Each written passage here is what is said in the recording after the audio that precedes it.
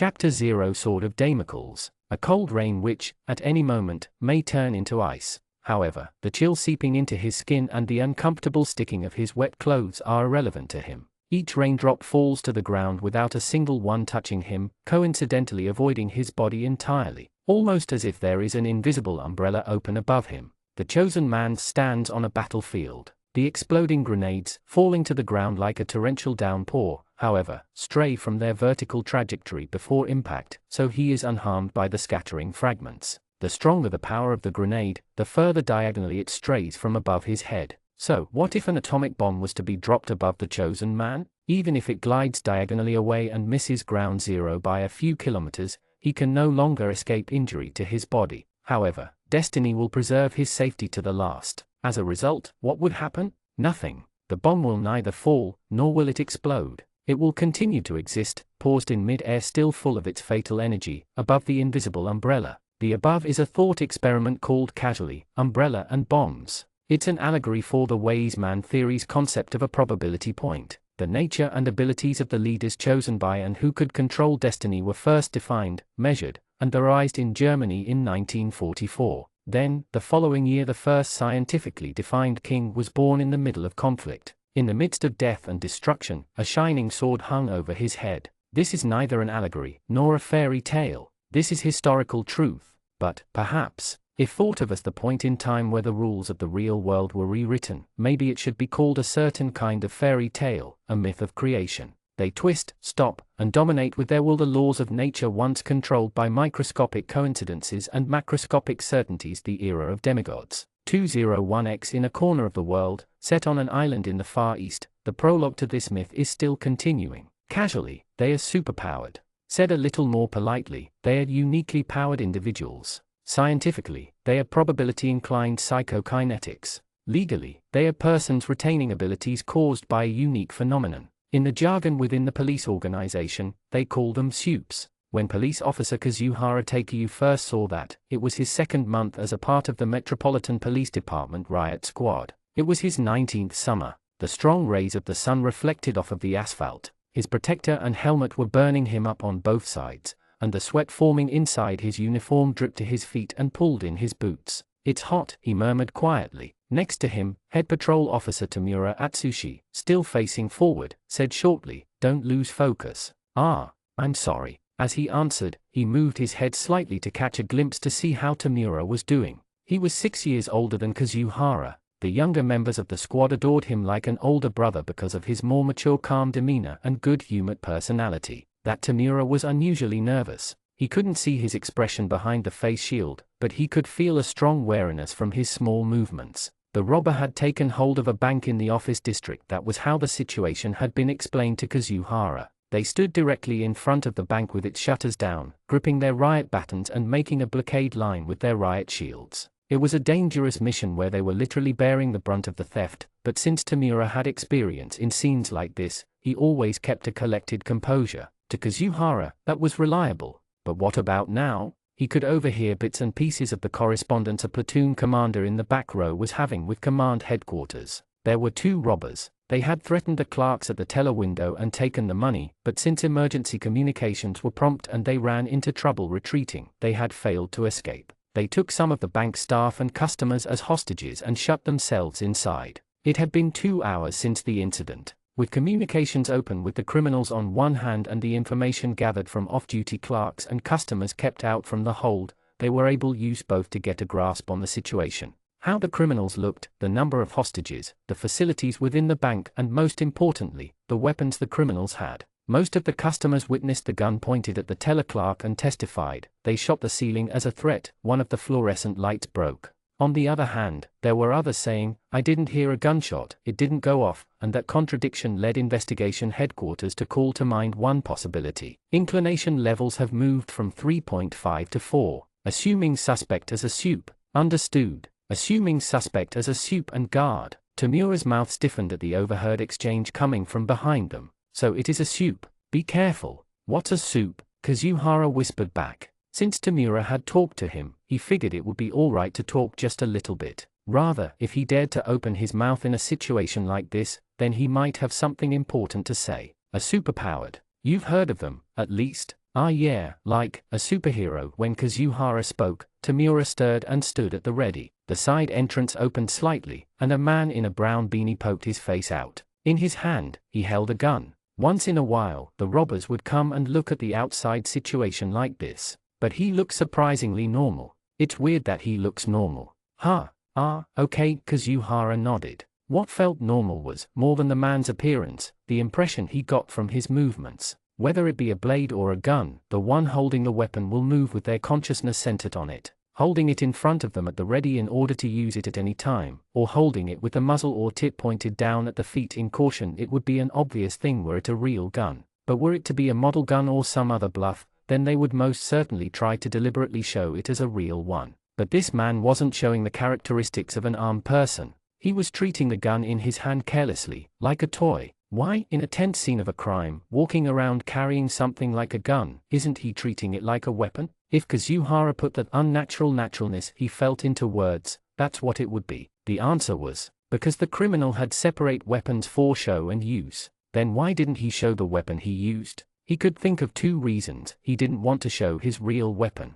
Or, that weapon was invisible. Look carefully, there's something like a heat haze coming out from around his body, right? Ah, you're right. At Tamura's words, Kazuhara nodded. Kinda, like, waving. By gravity or light or whatever, it's warping bit by bit. Ooh, gravity. I don't really understand, but that's awesome. Do they fly and shoot beams like superheroes in movies? Nah, if his power's in the single digits, then he's got the strength of a kid at most. What? Kazuhara gave a wry smile. His gun looks like a fake, so why don't we just charge in and hold them back? Don't let your guard down, Tamura said with a hardened voice. I almost died because of that. What? This eye? I've only got half my eyesight in it. With a gloved fingertip, he tapped his face shield. It'll be 4 or 5 years ago now. Had a run-in with one of those suits. When we ran in with our shields, an invisible finger stuck me over my shield and into my eye. Like, twisted. There were some other guys who got their brains smashed.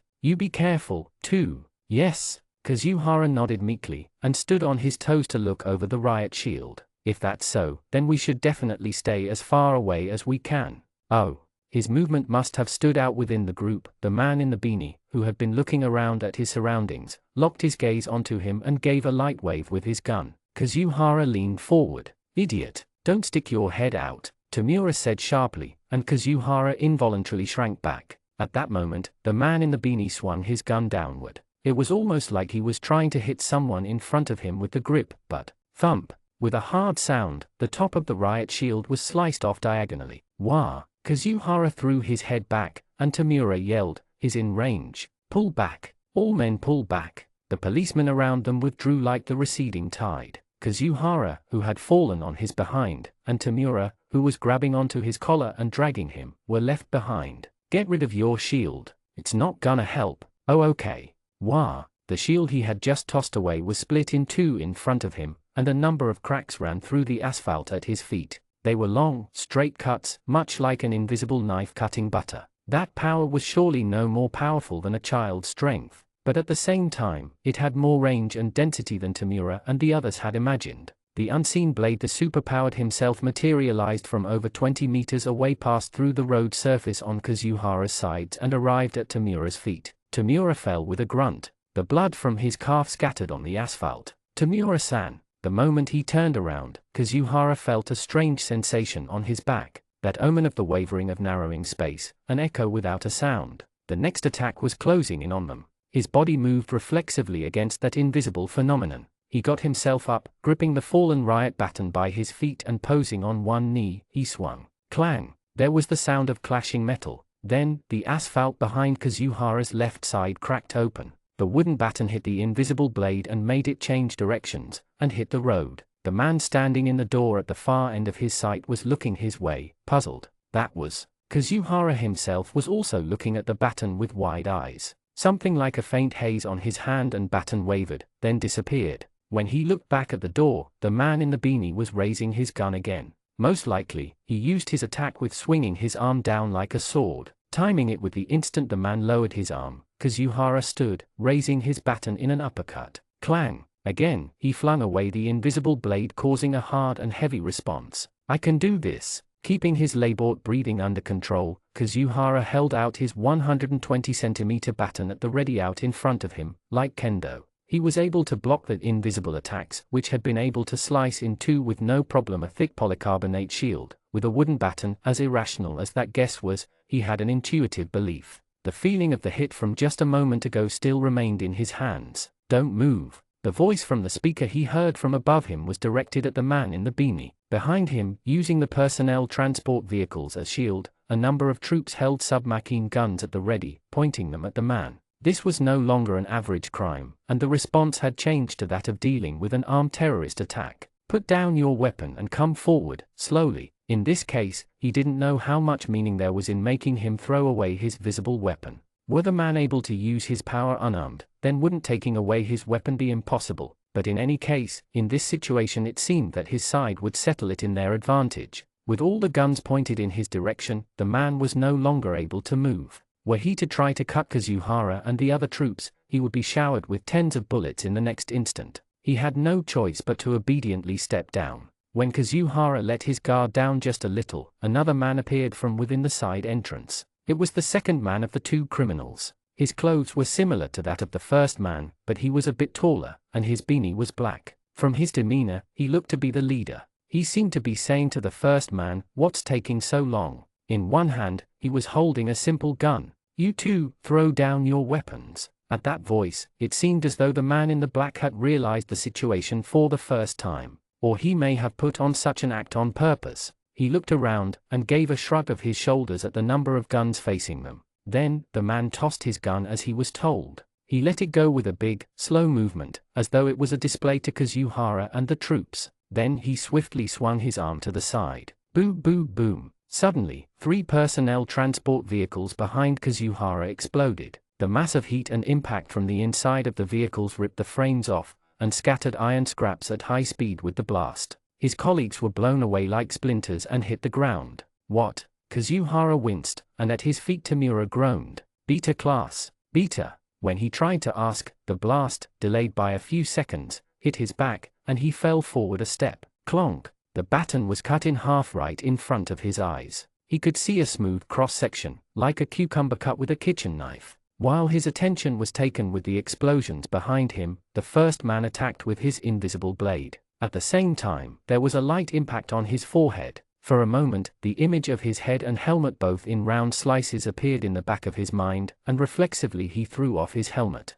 Blood slipped down his temples. The blade had cracked his face shield and reached his forehead, but it was only a slight wound. Preparing himself for the next attack, Kazuhara held the halved baton at the ready, and brought it up to his face. Then the man in the black beanie pulled back the man in brown, and took a step forward. "Beta class." That's what Patrol Officer Tamura had just said. It was probably about that guy. What did it mean? Was it the strength of his power? Or the type? The man in the brown beanie attacked with an invisible blade, but the man in the black's weapon was most likely invisible bombs. Would he be able to block it with a stick? Hit the bombs he throws like a baseball? Could he do such a thing? As he churned these thoughts, the expression of the man in the black beanie reflected in Kazuhara's eyes. His cheeks were twisted in a smile, and he thrust his fist in his direction. As he opened his hand, in the far distance in front of Kazuhara a small thing burst out. A clump of very high energy with neither color nor shape. It seemed like the very air itself was compressed. In the next moment, it shone like the sun.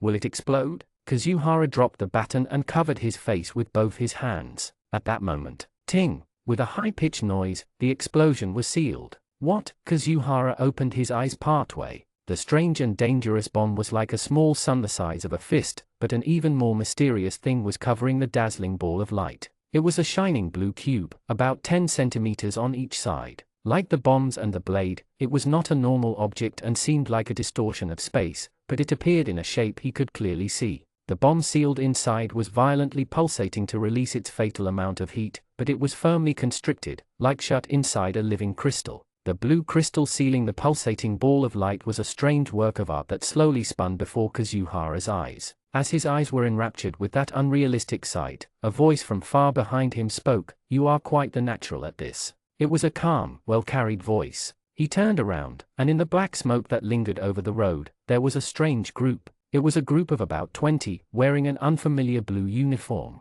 Each carried a long saber at their waist, and walked together at a calm pace. The image of them in 2 lines was almost like that of blue castle walls. Kazuhara was used to the sight of blockade lines made of armed riot policemen, but what made him still think so was that each man's existence was filled with some sort of energy, an immensity of each presence. The man standing in the middle of the line stood out even among them. He was most likely the leader of this group. From his rather thin and tall body and spectacled, intelligent features, he had a presence that almost overwhelmed everything around him. There are many of those who manifest their power in the shape of a sword. That is because the sword itself is the symbol of the most fundamental offensive ideal, and the will it is an extension of your arm in a hard and sharp form. Keeping his pace, the man in glasses spoke to Kazuhara. His interest was for some reason directed not to the bombs that destroyed the large vehicles, nor the injured lying here and there, nor the superpowers who caused their injuries, but to Kazuhara. However, those who can use their sword for protection are few.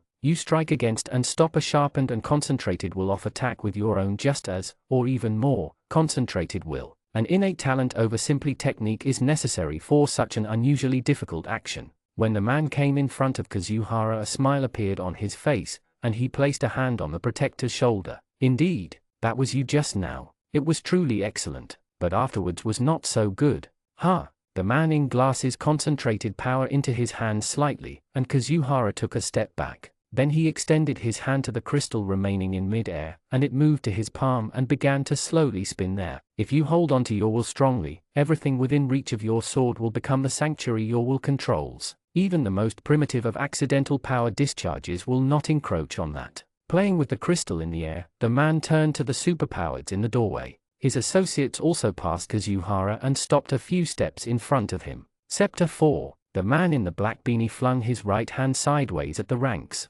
5 bright balls of light appeared in front of the man. Ting! They were all sealed within cubic crystals without waiting a second for an explosion, and floated in a stack on the palm of the man in glasses. In that opening, the man in the brown hat attacked with his invisible blade, but a woman in the blue uniform jumped out in front from behind the man in glasses, cutting into the blade's path and repelling it with the saber scabbard in her right hand. She then held her scabbard at her waist and saluted him. 1315. Transfer of authority in this incident as a beta case has been recognized by the Metropolitan Police Department. Very well. The man's finger met with the bridge of his glasses and he gave a faint smile. He then looked up and spoke as though he was chanting to the heavens. We of Scepter 4 carry out duties of the sword, forgiving of neither war in the sanctuary, nor chaos in the world. We will advance with sword in hand, for our cause is pure. Men, draw. The uniformed woman waiting at the man's side commanded the other men. They all drew their swords at once, and held them in front of them at the ready with the blade standing.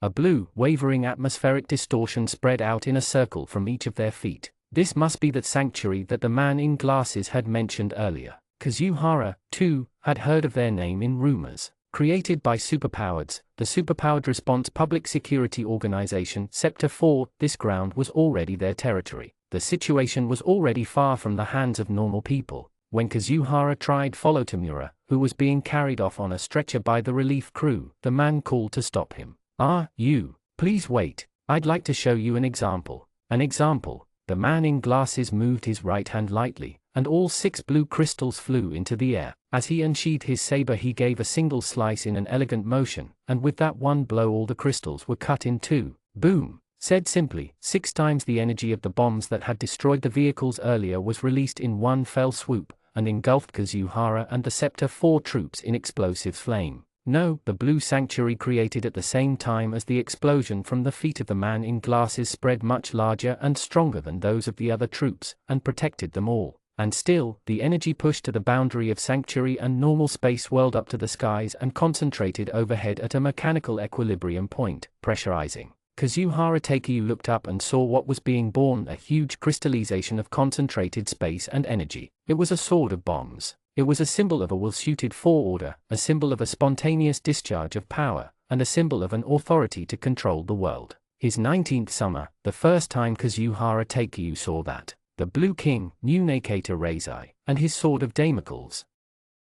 Chapter 1, Fencing Practice. In a corner of the Scepter 4 headquarters, nicknamed the Camellia Gate, was a partially forgotten file room. The tens of file shelves lined up within the room were reminiscent of a walled maze, or cliffs exposed from layers of dirt. They were the rejected and heavy accumulated deposits of history. Beyond this pressure and weaving through the rows of dusty shelves was a lone man at the single desk by the window. He was around his mid-30s. His huge musculature was set, hunched slightly over an old computer. It was almost like he was a fossil buried in the layers of documents. No, upon closer inspection, his hand was moving leisurely on the dirted keyboard. His typing was slow, and sometimes stopped in hesitation. He used only the fingers on his right hand. This was because he had no left arm. The left sleeve of the Internal Affairs Division uniform covering his massive body was knotted carelessly in the area above his elbow and dangled down. The one-armed man shifted his reading glasses and massaged the bridge of his nose. There was a large, old scar that ran from the ridge of his nose to his left cheek. Rubbing that scar with his finger, he made a stern expression, then gave a big sigh and turned to the monitor once again.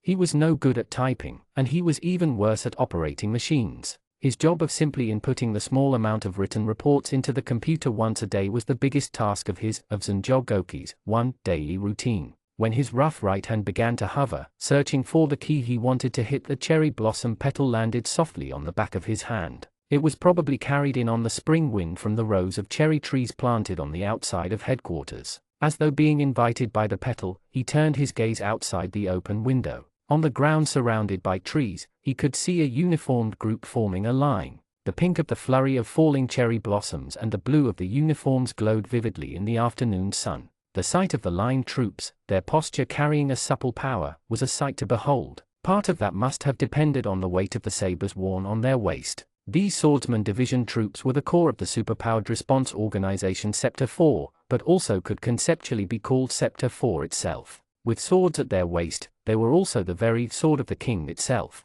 That was the foundation of their existence. Men, draw. The command, dominating the grounds and carrying all the way to the barracks, belonged to the lieutenant of Sector 4, Awasha Masuri. Though she was a woman, her dignified vigor completely controlled almost 100 men. The troops all drew their sabers at once and held them in front at salute. The group of blades pointed to the sky looked like a pinholder from far away. Row formation. The troops pulled their sabers to their side and changed formation, from 8 lines to 4 rows, with a trot. Space was kept between the rows while the troops were rather close to each other. The wall formation. Fencing method. First form. Begin. The troops moved their blades to the front and lunged. 1, 2, 3, 4. With each command, 100 blades pointed in each direction, followed through and then once again pointed forward. Every single movement was completely synchronized. The fencing method was Western swordsmanship arranged for group action and then simplified, but there were points that were definitely different from what is called swordsmanship.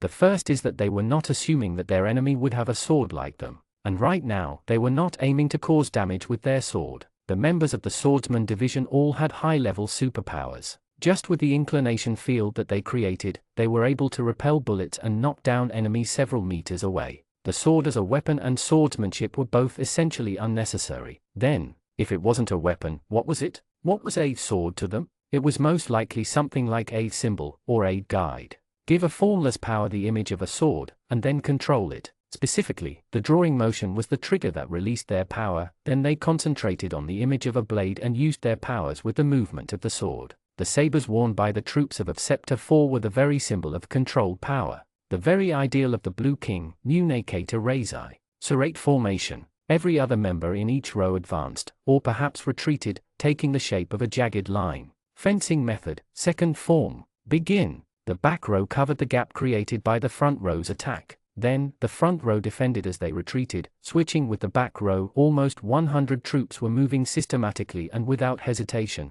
like a complicated machine made of cog wheels. They were beautiful movements, reminiscent of a group dance. How dazzling! The reason John narrowed his eyes was not just because the reflection of the sun off the blades was bright. Like a hard, transparent mineral crystal, it was complete beauty that rejected all impurity. There was no room in there for such a foreign thing as himself. That didn't mean he was unhappy. Much like his habit of touching his scar, it was just that realizing everything that he lacked with every little thing was something he'd been doing for many years. He rubbed his eyes, dazzled by the sight outside, and turned back to the monitor. Then, hey, watch it. I'm sorry. One member made a mistake in his movements, and seemed as though his blade had grazed another. Luckily, neither seemed to be injured, but Kazuhara. Yes, the one that lowered his head in apology. Kazuhara jumped up straight at Awashima's sharp voice. 10 laps. Yes, Kazuhara hurriedly put his saber back into its sheath and ran off. Watch yourself. Yes, sir,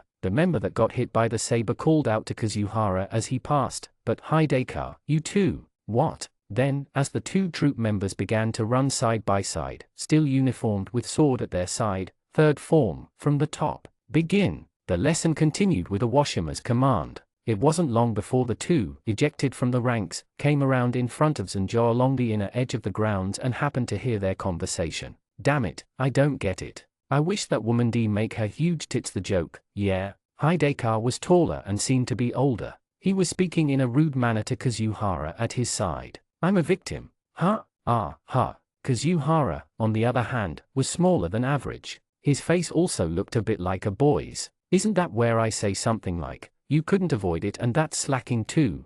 You're in no position to say that. Know your place. Hideka stuck out his elbow and poked Kazuhara's shoulder. Ow, I'm sorry, that hurts. Wah. Kazuhara raised his voice. His eyes met with Zenjo's beyond the window, almost 10 meters away. What are you making weird voices for? Oh, there was someone. I heard that over there was storage, so, there's at least someone in charge of it. No, I thought it was a monster. You a kid? Ow. When Hideka hit the back of Kazuhara's head, Kazuhara, what are you fooling around for? A washerman's sharp voice interrupted them. 5 more laps. Hideka made a strange sound and increased his pace. Hello. Kazuhara stopped for a moment and gave Zenjo a small bow, then once again followed after Hideka. Zenjo gave a wry smile as he nodded back, and watched as Kazuhara ran off. A few minutes later when they came around the track again, Kushra nodded his head to him, and on the next time around he passed without paying any mind to him.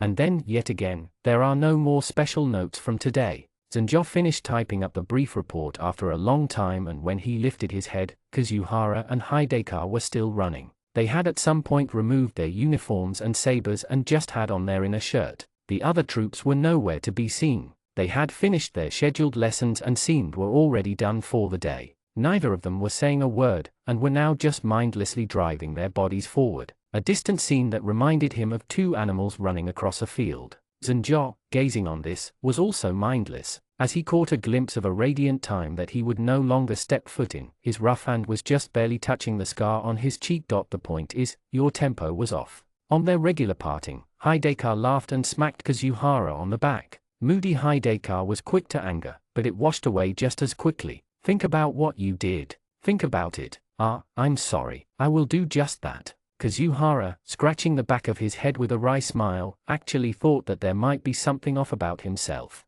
The one who would fail to sing together in a chorus, or the one who would somehow end up on the opposite leg in a march. Now that he thought about it, he was that kid. His athletics weren't bad, but qualities such as a sense of rhythm and precise movement were things he was born without. And though he had decided that he would never do work that involved singing or dancing, he had been careless about one last thing. There were marches and lines in the riot squad which he used to work in, and he was pulled from there and switched to Sector 4, which also required group movement. Especially the fencing methods, where everyone wields actual drawn swords if one messes up the timing, that could cause injury to co-workers in the area. It wasn't something one could get by with being bad at. That was the reason why he thought about practicing on his own after lights out. Kazuhara left the dorms in his tracksuit, and with a bamboo sword in place of his saber in hand, wandered around the premises of headquarters for a place he could swing it around to his heart's content. Inside a building he would probably hit a wall or a window, and in the middle of the grounds, would kind of make him stand out a lot. After he thought of several locations, he headed toward the dojo at the edge of headquarters. It was a rather normal association that if you use a bamboo sword, it's in a dojo. If the dojo was open for night training, then he'd at least ask for a corner to practice swinging. As he thought this, he went to the front of the building. But, for some reason, he got a strange feeling. The lights of the dojo were off, but the entrance and windows were all wide open. Because of its old-fashioned and open structure, the separations inside were few and the night air just entered. And, inside, there's something scary in there, Kazuhara thought. A savage beast that lurked in a dark brush, or a demon that lived in the attic of a deserted house. Kazuhara shook his head and chased out the images that appeared in his head. His instinct has always been sharp, but he didn't think there was any way a bear or a boar would be in the middle of the city, and he wasn't the age to be actually afraid of monsters. If something was actually there, it was most likely human, and most logically a member of Sector 4 like himself, though he did wonder what they were doing with the lights off. Kazuhara gave a slight peek through the door and into the dojo. Then, wham! The sudden blast of wind that blew from inside the dojo, something like the shock of a huge taiko drum being struck in front of him, hit Kazuhara in the face. More precisely, it wasn't actual wind or sound at all. It was some sort of unseeable presence. "Who's there?" A low, calm man's voice asked him who he was, and he reflexively fixed his posture. Hello. Kazuhara became flustered. The owner of the voice appeared from the darkness within the dojo. It was a huge man. He could tell from over his training uniform that his over 190-centimeter body was covered in bunches of thick muscle. He had his left hand in his pocket. No, it seemed as though that arm only went to the elbow. And in his right hand he held an unsheathed dachi, long enough to drag. It was an exposed, lethal weapon that radiated a dangerous aura incomparable to the regular sabers. Is he going to kill me? Kazuhara reflexively pulled himself back and held his bamboo sword at the ready in front of him. A moment later, a faint blue light appeared on the part of the blade, a spectral phenomenon produced as a result of the inclination field. Since his appointment to Sector 4 6 months ago, his special powers had grown remarkably. By the connection of his power and the draw of his sword, a certain invocation and control became possible. Like the other troops, he was taking lessons like that. To put it in Hideka's words, the beam swords you see in manga. The blue phosphorescent blade was pointed at the armed giant. No. The man, after observing Kazuhara, turned his back to him and once again made his way inside, picking up something long off the floor. His eyes just getting used to the darkness, Kazuhara could tell that it was a huge sheath. The man held it under his left arm and put away the weapon with one hand, then took it back with his right hand and returned to him. "Sorry for scaring you. I was practicing my IAI. No." Seeing the blade put away, he was finally able to relax. On a closer look, the man's demeanor was rather proper. The large scar on his left cheek stood out, but the eyes behind the glasses were smiling softly. "And you are?" Kazuhara Takeu, Swordsman Division Troops, 4th Squad. Kazuhara relaxed his stance, and the blue light disappeared from the bamboo sword. "The sword troops? From this afternoon." The man scratched his left cheek with the back of the hand gripping the long sword. "This afternoon." Kazuhara tilted his head, and the man gave his name. Zanjo Goki, the person in charge of storage. "I'm not a monster." He was the person who had been watching them from the window in the barracks when they were running their punishment laps during the day's lesson. Kazuhara realized that person was the man in front of him, and he flushed. "I see, and you're practicing on your own." If I'm in your way, I'll come back later," Kazuhara said without explanation to Zanjo, who had easily grasped the situation, half out of awkwardness. "But nah. You have admirable intentions, Kazuhara-kun." The old scar cutting across his cheek moved, and he gave a half smile. Then first he asked if he needed light or not, but he could see his feet by the light from the window. Zanjo himself had said that his senses were sharper in the dark. Then they took their places on practically opposite ends of the dojo and started training on their own. Imitating the sheath saber, Kazuhara held the bamboo sword against his waist as in the fencing method. From the first form draw, he held it at the ready, followed through, and changed his feet. As he did so, he glanced over at Zanjo. He had said that since he was using a real sword it was dangerous and had put a large distance between them, but Zanjo was sitting perfectly still, facing the small altar further inside the dojo, longsword placed at his side. "Still, that's an incredible sword." Kazuhara recalled the sight of the naked odachi he had seen with his own eyes earlier, a thick blade holding a glittering light. Something that could probably cut even a human, vertically or horizontally, easily in two, but something that big is probably hard to use, and one-handed, even. How does he draw? I want to see that. Kazuhara had forgotten the reason he had come here in the first place, and his interest had already moved to Zanjo. Since he's practicing alone in the middle of the night, that probably means he doesn't want others to see. "I'll finish up here quickly, then peek in through the window." "Kazuhara-kun, your focus is all over the place," Zanjo said, his back still turned to Kazuhara.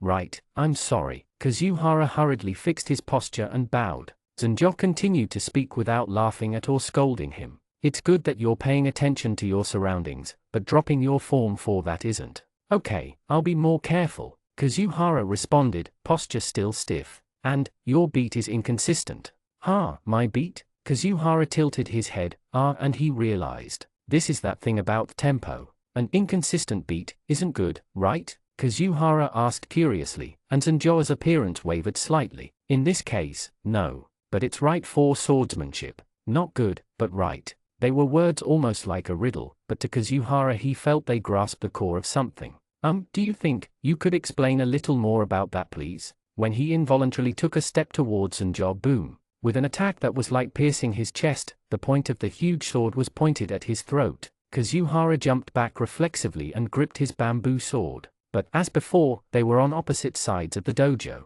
They were apart by 30 or so meters. The point he had seen was an illusion his body created when he had felt the frightening energy. Zanjo was on one knee, his long sword drawn. Kazuhara didn't see the moment when he had drawn it or how he did it at all. The blade that was the very extension of his single arm was filled with vigor, and his face looked like that of a terrible demon. The tip of the demon was pointing to Kazuhara's throat, no, to the doorway over his shoulder. My, what an impressive draw. It chills me. He heard a smiling voice from behind him. Hee. That's no good for a body just out of the bath. You'll probably get sick. He turned around, and a tall man stepped lightly through the door. His image was a bit different, due to his yukata and just washed hair, but, Director, good evening, Kazuhara-kun. It seems you were having quite the enjoyable conversation. The man said Kazuhara's name, but wasn't paying any mind to his existence. The director was the Blue King, Munekata Reizai. His eyes were fixated on the devilish swordsman who was pointing his blade at him.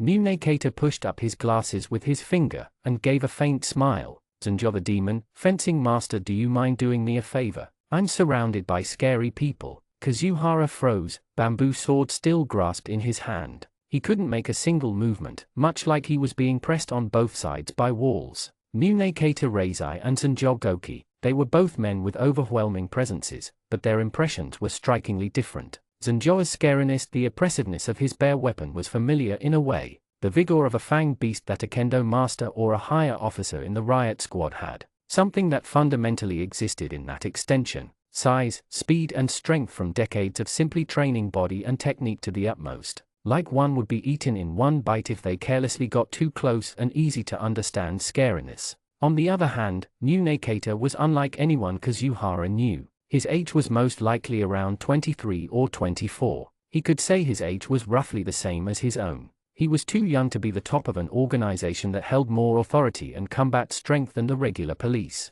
That's what one would think looking at the number alone. But those thoughts vanish when seeing Munekata himself. Though Zanjo's intent was pointed squarely at him, this man was not moving. He was even smiling faintly. Another huge presence, directly facing a huge and explosive power. But this was more like an iceberg beneath the water, an unknown magnitude. Or rather, what showed the entirety of his power was probably that what Kazuhara once saw in the summer sky. A huge sword whose tip pointed to the ground, above Munekata's head, far above in the sky the sword of Damocles. Munekata was hiding that giant mass of energy within his deep, bottomless shadows. Though he seemed unarmed at first, he was more strongly equipped than anyone. So even if he was confronted with a sword, no, even perhaps attacked by a gun or missiles, he would most likely remain composed. Zanjo, his long blade unsheathed, and Munekata, hiding a huge sword. Their confrontation lasted 4/10 of seconds in the strained atmosphere. No, it was most likely only a few seconds.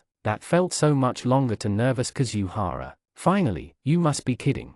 Zanjo relaxed his shoulders and let down his blade. Munekata didn't answer. He still had a faint smile on his lips. Zanjo picked up his scabbard and sheathed his sword, then stood and approached. Kazuhara-kun. Yes. Kazuhara jumped aside to clear the way and Zanjo passed slowly in front of him, like a large beast. Sorry, I said too much. Yes, I mean, not at all. Zanjo bowed to Munekata who was standing in the doorway, then turned back to the entire dojo and bowed again, and just walked away. It felt as though the pressure inside the dojo lessened as the huge figure vanished from sight. But Kazuhara continued staring in the direction that Zanjo left, still tense. Because when Zanjo left, Munekata's attention was directed at him. He felt that, and his entire body froze. Undoubtedly a frog being watched by a snake. This has gotten even scarier. What was Director Munekata thinking right now? How was he feeling? He had no idea. This unknowable, gigantic existence was peering at him from the corner of his vision.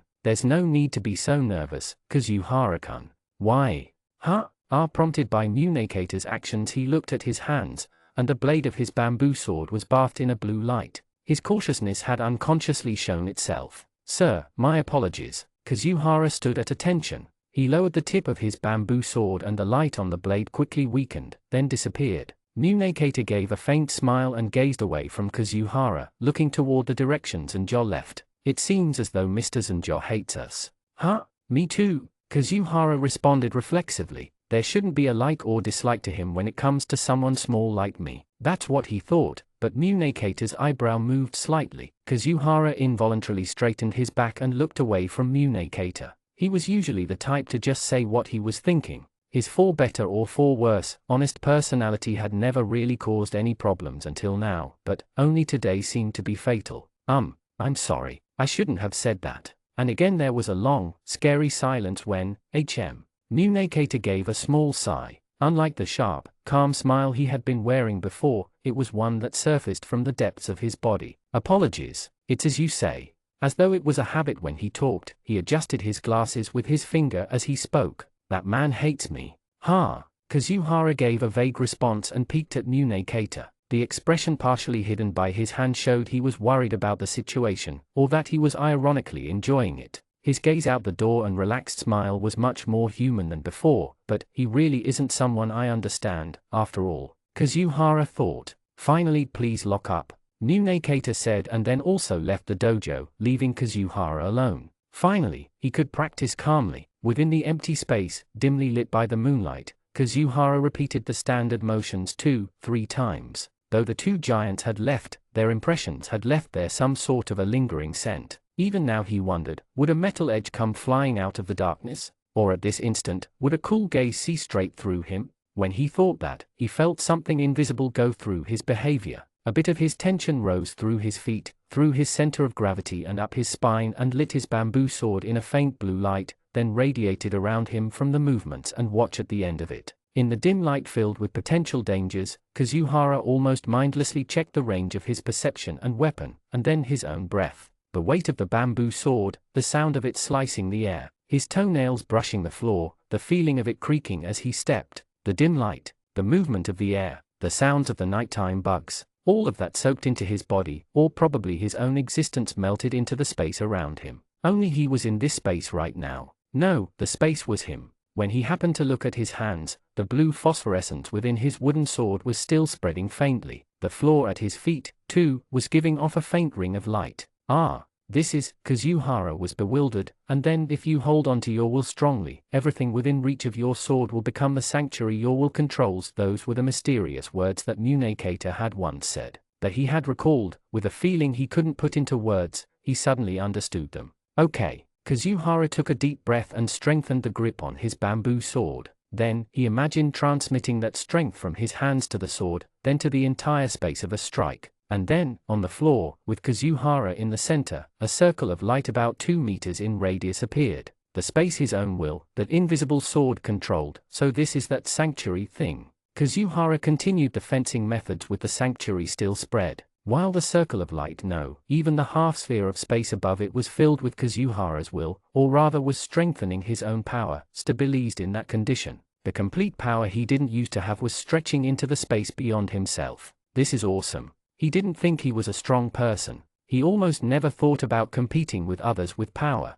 But now, in this space, in this instant, he didn't feel as though he would lose no matter who he fought, no matter how strong his opponent was, no matter how strong their weapon was. No, that's definitely saying too much. For example, if he was up against Sanjoa's IAI, he'd probably be cut down before he even had the chance to ready his weapon. Or if he was against Munekata, he would probably be crushed along with his sanctuary. Of course, he felt the need to become stronger as a member of a fighting organization, but, well, I do have my limits. Kazuhara let slip a single wry smile, and then with the movements of his technique worked on stabilizing his own small sanctuary. However, Kazuhara was now, by his own scale, putting himself with the men he had only vaguely recognized as giants until just a few minutes ago. This is what it meant to have his own sanctuary. Kazuhara hadn't realized that truth yet. Right now he was just swinging his bamboo sword, creating small circles of light in the dimness. Part 2 the following day, lunch break. Kazuhara made his way to the old file room.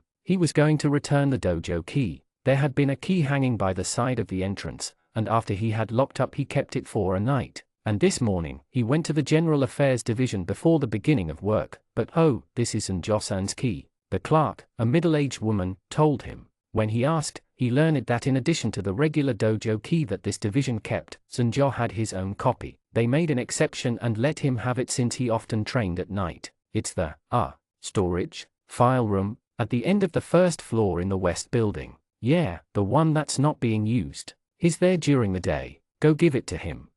Yes. All right. Thank you. So he's a part of internal affairs. Kazuhara thought as he nodded his head to the clerk. Yesterday he had called himself the person in charge of storage, but he had thought it was most certainly a joke he had made for the conversation. In the fighting organization of Sector 4, there were the combat troops that he was a part of, as well as the internal divisions that focused on support work. It was easy to tell what division someone belonged to with a single glance. One could say that their type was completely different. The fearless young people walking around with swords at their uniformed waists and chests puffed out were the former. The women and middle-aged men who seemed more like regular citizens were the latter. No matter how he looked at it, the man he had met yesterday looked like he belonged to this side. He seemed to have much more of a militant presence than a new recruit like himself. So then why was he in internal affairs? It's probably because of his arm. He lost an arm in a battle in the past and pulled back a line. That sort of thinking made sense. But even if he was one-armed, he was so strong that he wouldn't lose even if he was surrounded. No, his strength probably far surpassed even that of the top class of the sword troops,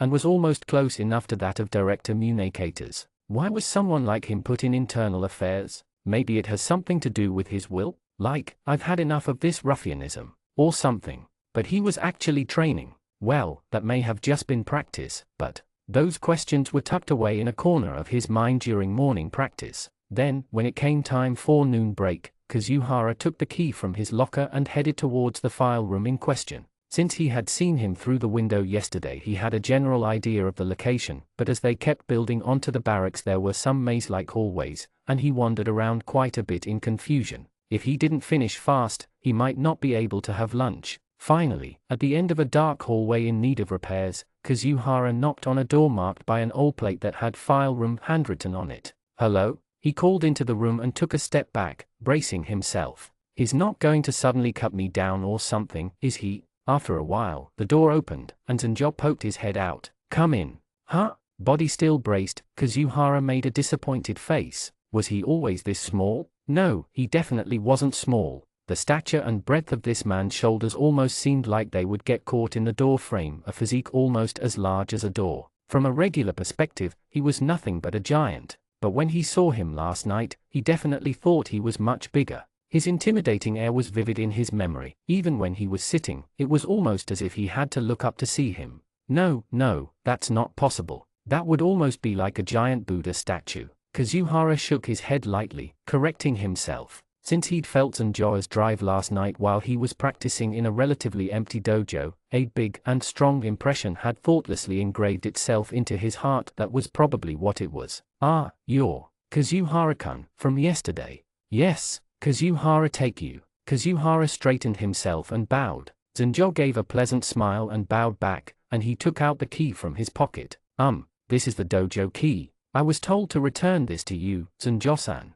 Sanjo-san. He wasn't sure of his rank or work and wasn't sure what to call him, so he asked General Affairs ahead of time. Formally, he's the director of the General Affairs Division File Room 1, but in Sector 4 director would mean director communicator. That gets complicated, so everyone just calls him Sanjo-san without the title. But never mind people that know him already. I hope a newbie like me isn't offending him by suddenly being familiar with him and calling him San. Kazuhara thought, peeking a bit nervously at Sanjo.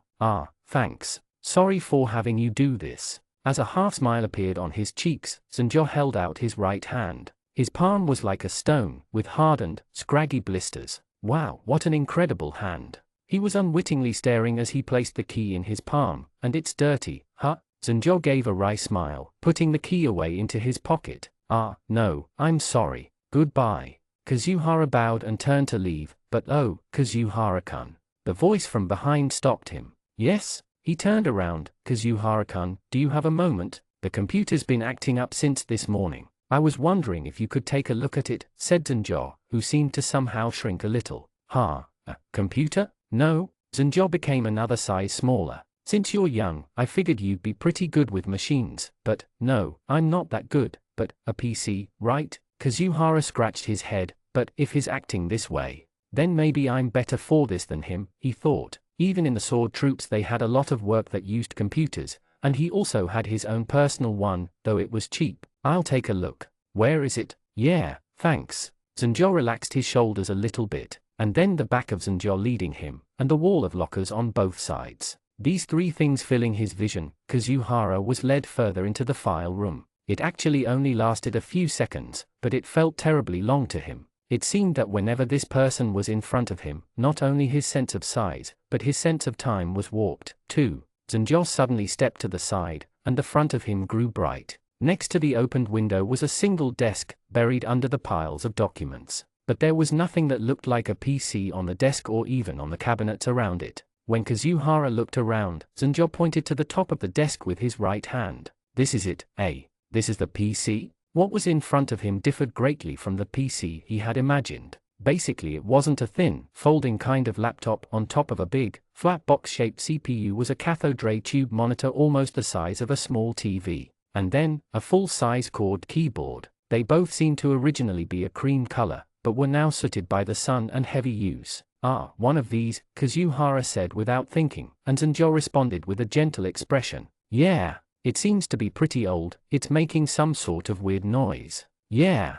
They held their breath and listened closely. The old computer CPU was making agitating boop, krrk noises. It's been like this ever since I turned it on this morning. I can't do anything. A blurred line of white letters was displayed on black. Kazuhara drew his face closer to the monitor. Then, Zhenjiao turned around and, it says something like, unable to find OS, doesn't it? I wonder what that is. Now that he thought about it, he didn't really know. Looking up at the ceiling, Kazuhara spoke. Some sort of really important thing that's in the computer's program, or something. Important, huh? Yes, I think. And we're in trouble without it? Yes. Zhenjiao gave a stern look and scratched his chin. What should we do? They froze just like that, like statues. After an awkward 2 or 3 seconds passed, I can go get someone who might know. Please, Zhenjiao said without moving an inch, when Takeiyu. A loud voice interrupted them from outside the window. He saw a group of troops in blue gathering on the grounds. The voice belonged to Hideka, who was waving both his saber and sheath over his head. The hell are you lazing around over there for? Afternoon lessons starting. Alright. Kazuhara looked around in a flustered manner at the window, the monitor, then back to Zhenjiao. Sorry, go on, Zhenjiao said, and pointed to the huge window where he could exit directly onto the grounds, but it seemed rather unreliable. Excuse me. Kazuhara bowed his head and ran off, turning back to the window. I'll come back after dismissal. Since he had missed out on lunch, afternoon practice was tough, but he somehow managed to finish all right. When they were cutting across the grounds bathed in dusk, the west building became a dark wall that blocked the setting sun. The light wasn't on in the first floor general affairs file room. Zhenjiao might have already left for the day. Of course, he could have asked someone else, not me, but upon closer inspection, the window facing the grounds was open. As he neared, he thought he might have gone home without locking up for the day like he did yesterday at the dojo, but he's still there. Kazuhara raised his voice. In the dim room, Zhenjiao sat unmoving at the desk by the window, staring at the PC making strange noises.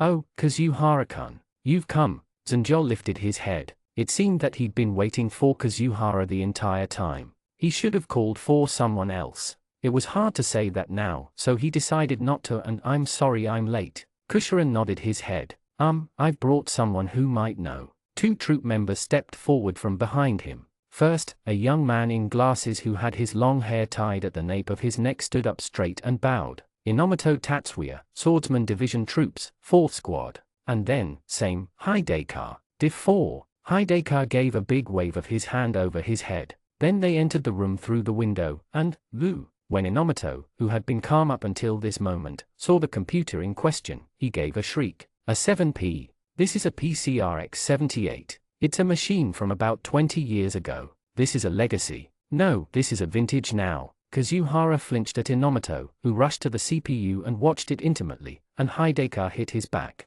Didn't I tell you? This guy's a nerd. Inomoto pretended not to hear and stuck his head behind the monitor and checked the wiring and model number. Oh, it's even AG3 type. The drive shaft on this has magnetic coating. Aha, I see. Zenjo responded, overwhelmed. I dunno man, whatever. Hideka waved it off lightly. So, can you fix it or not? Inomoto lifted his head. Fix. Oh, this cranking sound? This is, look. He operated a button and lever on the CPU, and pulled out a square board about the size of his palm. And then, the strange noises simply stopped. With a short electronic sound the PC restarted, and the startup processes began to be displayed on the screen. You fixed it, Zenjo murmured. What did you just do? Kazuhara asked. This wasn't a malfunction or anything like that, Inomoto answered with a smile and faced Zenjo, waving the board he had just pulled out. Zenjo-san, did you forget to take this floppy out? Perhaps. Zenjo nodded meekly. If you turn it on with a floppy in the A drive, the machine recognizes it as the startup disk and tries to bring up the OS. So if it's just a regular data disk, it'll keep looking for a non-existent OS. Well, for machines from that time, it's a typical problem. Inomoto explained. Oh, I see. The OS, huh?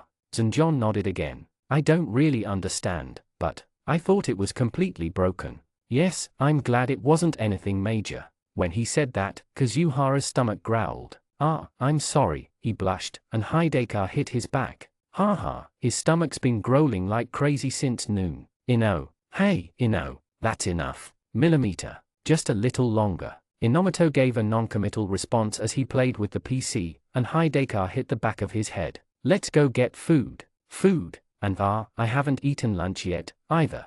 Zenjo slowly stepped further into the room. If it's all right, I can go put on some soba. Soba? Kazuhara looked at Hideka and Inomoto, and oh, yeah, that sounds great. Hideka raised his hand up high. It was unclear as to what it used to be used for, but there was a small kitchen in the general affairs file room. So Zenjo wouldn't go to the cafeteria, but would often make simple meals here. I can really only boil water, but I like soba, so I make it a lot. There wasn't a decent table in the room, and after putting the platter, too, of soba, condiments and Zenjo's small cup on it, it was practically full. There weren't enough dishes, so Kazuhara and the others used soup bowls and mugs for the dipping sauce. Other than Zenjo's proper chair, there was one folding chair. Hideka snagged that one, and Kazuhara and Inomoto ate standing. Millimeter. It's good. This is really good. Is it high-quality stuff? Nah, it's stuff I got from the nearby grocery store. I see, it's great, he said lightly. As he messily took soba from the platter, Inomoto said to him, Hideka, restrain yourself. Idiot, the fastest gets the most. Take that. Hideka had already taken all his noodles, and Inomoto bowed his head to Zenjo. I apologize, he was raised with brothers, and I'm really sorry. He, for some reason, kept apologizing for Hideka's behavior. I love spring onions. They are delicious. Hideka filled his bowl with them, and vigorously slurped his soba. As he watched the scene, Zenjo's face relaxed slightly. Yeah, today's spring onions are good. Today's. Kazuhara tilted his head, and with the wrist where he was holding his chopsticks, Zenjo pointed to his left shoulder. It's because of this hand. Kazuhara understood. Since he couldn't use his left hand, Zenjo couldn't cut spring onion in small pieces with a knife. Since Kazuhara had offered to help cut the onions, it was the first time in a long while that they actually seemed like condiments, or something like that. Do you want more soba? Zenjo stood. Oh, yeah please. Thank you. Hideka and Inomoto bowed their heads. And spring onions? Yeah. Kazuhara followed after Zenjo and headed to the kitchen with a jog. Watching him, Hideka sighed. Hey he's cute, isn't he? Gak. Hey. What are you choking for? I don't mean anything weird. Inomoto coughed 2-3 times at the flustered Hideka. What's wrong? Kazuhara looked back. Nothing. Cut your onions. Kazuhara tilted his head, and with the heavy thud of a knife started to cut the spring onions again. Inomoto's coughs finally turned into a smile.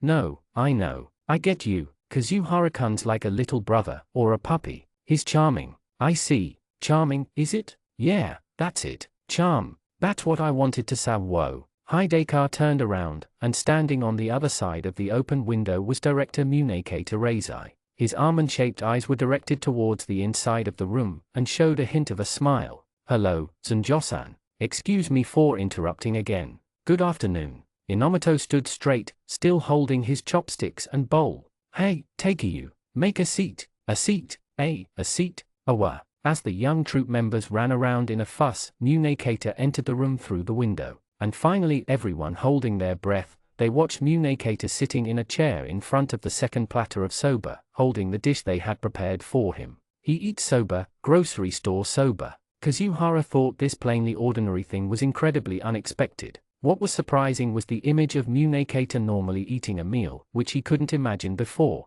He felt as though this man didn't do things that regular people did, like eating or sleeping. He'd heard that he often did tea ceremony as a hobby, but for some reason thought he got his energy from ceremonial rites and meditation. Of course, that was nothing more than just his imagination. However, looking at Munekata's demeanor now just strengthened that impression. His back was straight and naturally sitting in the chair. The way he used his chopsticks was also correct and beautiful. He didn't take too many or too few noodles, and with fluid movement dropped them into his small cup, then brought them to his mouth. He barely made any noise. With soft slurping sounds and beautiful movements, the noodles disappeared like magic. It was an entirely different thing and entirely different movements from when they were making a ruckus as they ate their soba just moments earlier. Not just Kazuhara, but Hideka and Inomoto also stood perfectly still, staring at him. Normal humans know, normal animals should have a natural opposition to being watched during their defenseless moments of feeding. However, Munekata paid no mind to the gazes of the troops around him, calmly taking in the soba. It was even more like he was overwhelming those around him as he did so. "Is something the matter? The soba will spoil." "Ah, yes, my apologies," Kazuhara and Inomoto responded at attention. "Well, thanks for the soba." Hideka reached out uncomfortably, and in obligation took 2 or 3 noodles with his chopsticks. Then, as though avoiding the awkward moment, swished them around in the sauce a few times, then took his time putting them in his mouth. He made his best effort not to make any sound. Munekata watched his series of movements with a smile. It's cooked very well." Hideka fumbled out some strange-sounding things, and then poked Inomoto in the ribs as he whispered into his ear, "Hey, you're next." "What do you mean, next?" They talked like they were pushing their turn for punishment onto each other. Actually, calmly eating soba while exposed to Munekata's gaze was an act of stress itself. Inomoto, bewildered, glanced back at Kazuhara. Me?" He unwittingly gave a small shake of his head, and Inomoto made a face of despair. "Hair. Shall we decide the order with rock, paper, scissors?" 3. "No. We're sorry." As the 3 stood together at attention, Zanjo passed slowly in front of them. In his hand he had a porcelain bowl filled with sauce. It seemed to be the replacement for the small soba cup he had been using earlier, which he had washed and gave to Munekata. "Pardon." Zanjo placed the porcelain bowl on the desk, and with a creak he sat in the folding chair in front of Munekata. He then grasped some noodles with his hands from the platter and casually placed them in his bowl. He sprinkled some spring onions on it with his hands again, then took his chopsticks and began to slurp the soba vigorously. Since he couldn't hold the bowl with his left hand, he lowered his face close to it, eating like a dog. It wasn't something about manners or anything, but in his behavior there was a strange dignity, like the actions of a large beast. He looked like a tiger eating soba, Hideka had expressed later. Almost an entire handful of noodles disappeared into Zanjo with just 2 mouthfuls. Kazuhara and the others were speechless, and he again took noodles from the platter, then quickly ate it up. What a good way to eat. You fascinated me." Munekata smiled. "You belong in a painting. How embarrassing. The vulgarity stains me." After finishing the platter in a blink, Zanjo stood again. "Shall I make tea, too?" "I'll have tea, but it's no use to try and chase me out." Zanjo's movement stopped, and Kazuhara and the others held their breath. Munekata spoke, giving an enigmatic smile. "Zanjo-san, today I'll have not just soba, but a favor of yours." Chapter 2 Dojo Training. Tokyo Legal Affairs Bureau, Family Register Section, 4th Annex. The Blue King Munekata Reizai's official position was the director of this small office at the bottom of the polity, whose business was the collection and management of information regarding persons retaining abilities caused by a unique phenomenon. The combat organization of Sector 4, made up of nearly 100 uniquely powered individuals, was a strictly non-public organization. Officially, it was an outside agency commissioned for a part of the Fourth Annex's business, and at the same time it should be said that it was the private army of the Fourth Annex's director, Munekata Reizai. Be that as it may, in actuality the members of Sector 4 and the Fourth Annex were practically one and the same. Basically, the Fourth Annex was a paper identity given to Sector 4, who kept the extra-legal side of things. But Munekata normally calls himself director, and his subordinates also called him by this title through and through. It was a display of power more immense and transcendent than anyone else. While showing deference towards the existing social system, there was no way for outside people to understand such a truth. He was a man like a chimera, Zenjo thought. In front of him, the man like a chimera smiled like a chimera, a smile that steals one's freedom. Once a week during the day in the dojo, along with the squads, or those who willingly choose to participate in martial arts training, occurs a joint training that all troops participate in. Unlike fencing practice, which was for learning the armed group movements, dojo training was designed for the mastery of each and every person's swordsmanship technique itself. During practice, they wear dogi, and use bamboo swords. They use techniques prohibited in competitive kendo, and use them mercilessly. Protective gear is unused. They etch into themselves the agility to evade an attacking enemy along with countless bruises. Saturday afternoon, just before joint training, roughly 100 troops sat properly in neat rows. Much like during fencing practice, the lieutenant, Owashima Suri, stood facing them, commanding them. No, today at Owashima's side was an unfamiliar man, a single-armed man wearing a dogi on his huge muscular body, enshrined like an old tree. He emanated a strange presence just by being there, without saying a single word. Hey, who's that crazy-looking guy? Millimeter, I wonder. Troops from the 4th Squad, Fuse and Goto, whispered to each other. Hey, I know. Hideka slid over from diagonally behind them, sticking his head in. He's the sober guy. The hell is that? Fuse and Goto gave him a questioning look, and beside him Inomoto smiled wryly. He's something of an old vet. It seems he was moved to internal affairs after an injury. Huh? A battle-whatevered warrior. Well, doesn't look like a wimp just from looking at him. No, he's actually a surprisingly nice guy. Silence. A sharp voice rang throughout the dojo, and Hideka and the others hurriedly fixed their posture. This is Mr. Zenjo Goki, who will be advising our dojo training from today. Owashima bowed as she introduced him, and Zenjo lowered his head in return, facing the troops again. Hello. The troops gave Zenjo their full attention, expecting some sort of speech to begin, but Zenjo didn't say anything else. He looked around the room and bowed his head again. Mr. Zenjo was a part of the former Sector 4 organization and participated in actual battle. He is incredibly experienced. Do not disrespect him.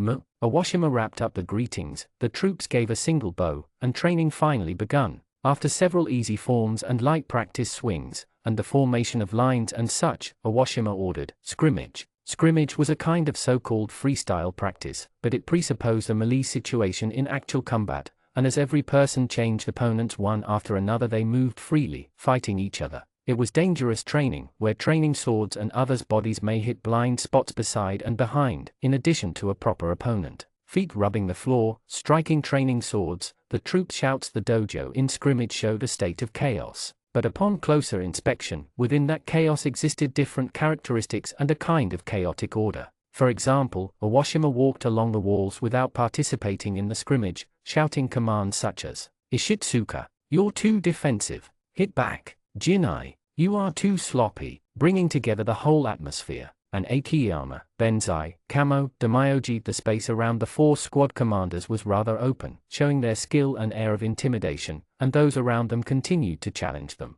And then, one more. 4th squad, Kazuhara Takeu. His body was small and his skills were nothing to fear, but for some reason there was space around him and others were avoiding him. It's because he was hard to approach. As though he himself was more aware than before, Kazuhara would often strangely delay his breaths between blows and his timing, and moved at a moment that his opponent wasn't expecting. He'd catch his enemies off guard by his own reflexes. Awkward would be an easier way to express it. For example, were this a conversation with bad verbal responses, or when two people speak up at the same time converted into sword training, you have practiced swords and bodies bumping into each other. Everyone understood that Kazuhara himself had no ill intent, and scrimmage training was aimed at those exact irregular situations in the first place. It was just that going up against him's a pain. Those feelings manifested themselves as a strange feeling of distance around him. On the other hand, there were those who liked that quality of his. Kazuhara, Hideka called from an area far from him, the point of his bamboo sword pointing to him. Yes, Kazuhara answered by readying himself. They edged slowly towards each other, feinted each other, when finally Hideka's sword suddenly lowered. Yeah, ha! Hideka managed to preemptively strike him on the abdomen as Kazuhara came at him without waiting. Since they weren't wearing any armor, his attack hit him directly in the gut. Arg!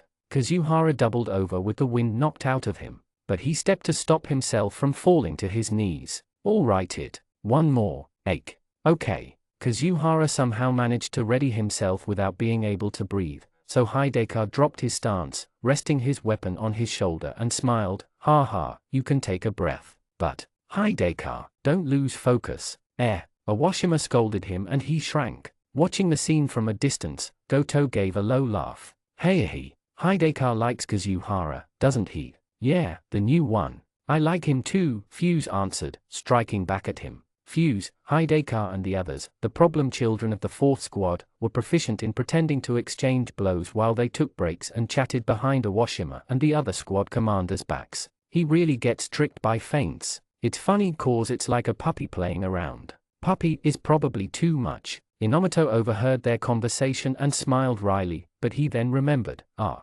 that's right, I just called him a puppy, too. He wasn't one to talk. Then, oh hey, how's our famous pro doing? I dunno. Inomoto also unwittingly looked back into the dojo as they said that. The single-armed man Zanjo was sitting the same way as he was at the beginning of training, without moving an inch. You think he's sleeping? Maybe. Oh, Awashima-san's going to wake him up. Just as they said that, Awashima, having made practically her 3rd loop around the dojo, spoke to him. Zanjo-san. How is it? It was as though he was listening to the sounds of the training, and he lifted his head.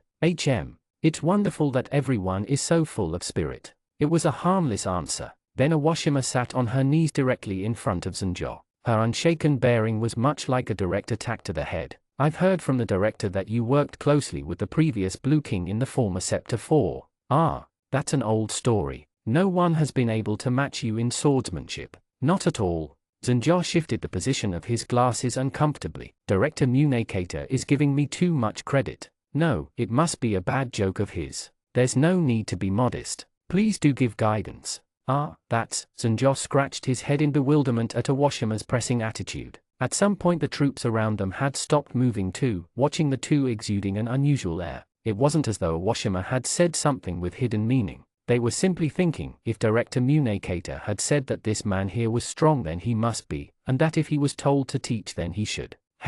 Pros embarrassed. That's cause Sura-chan doesn't get the hint. Goto and Fuse whispered to each other in hushed voices. There was a soft murmur throughout the dojo of the similar conversations occurring here and there. How about it? When Awashima began to ask to be doubly sure.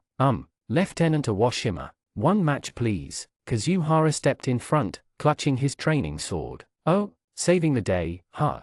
He sure got guts. You can call that way too conceited, too. As the troops spoke to each other, Awashima stood and faced Kazuhara with her weapon readied. All right, let's go.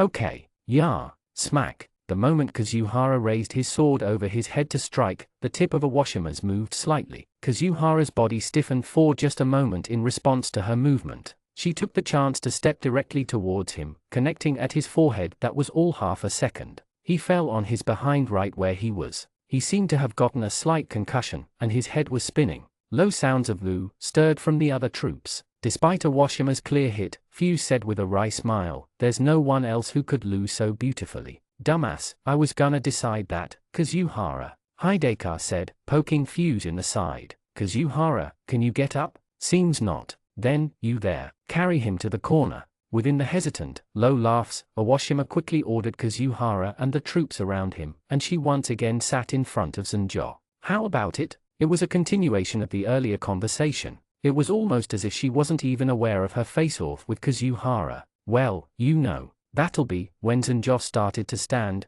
clearly hesitant about it. The loud, screeching sounds of the sirens set in the dojo walls went off. It was the signal of an all-troop emergency dispatch. Awashima instinctively stood and turned back, then made a bow to Zanjo, who nodded to her silently, and gave orders to the nervous troops. Men, gather at the exit in full uniform. First and second squads will depart first and receive information support and briefing during transport. Third and fourth squads stay in battle-ready standby until further orders. The troops exited quickly from the dojo like pouring water. Kazuhara hurriedly tried to stand, but Hideka kept hold of his shoulder. Lieutenant, what about Kazuhara? Hideka raised his head and asked. He'll rest there. Awashima's voice grew faint as she answered. Yeah, you chill here for today. Okay. Hideka patted Kazuhara's shoulder and followed the other troops out. For a little while afterwards, Kazuhara lay on the floor in the corner of the dojo, staring blankly up at the ceiling. It wasn't that long of a time. When he finally came back to his senses, he could still hear the hurried voices of roll call and vehicle guidance from the front. It just felt as though that clamorous energy had escaped to outside the dojo. The space just moments ago was filled with 100 troops striking at each other like fireworks, and was now just like an empty bowl. Only 2 remained now in this empty bowl, Kazuhara himself, and Zanjo. Pulling a sword stand with a caster, Zanjo picked up one by one the bamboo training swords the troops had tossed to the ground. Oh, I'm sorry, I can take care of that. Kazuhara tried to stand, but Zanjo stopped him with his hand. Rest for a little more. Okay, I'm sorry. Kazuhara sat with his back against the wall. His head was still spinning a little. I'm the one that should be sorry. I had you looking out for me. What Zanjo was talking about was Kazuhara's earlier match with Awashima. When he'd seen Zanjo's trouble he'd interfered without thinking, but no, that was unnecessary. There didn't seem to be much point in it.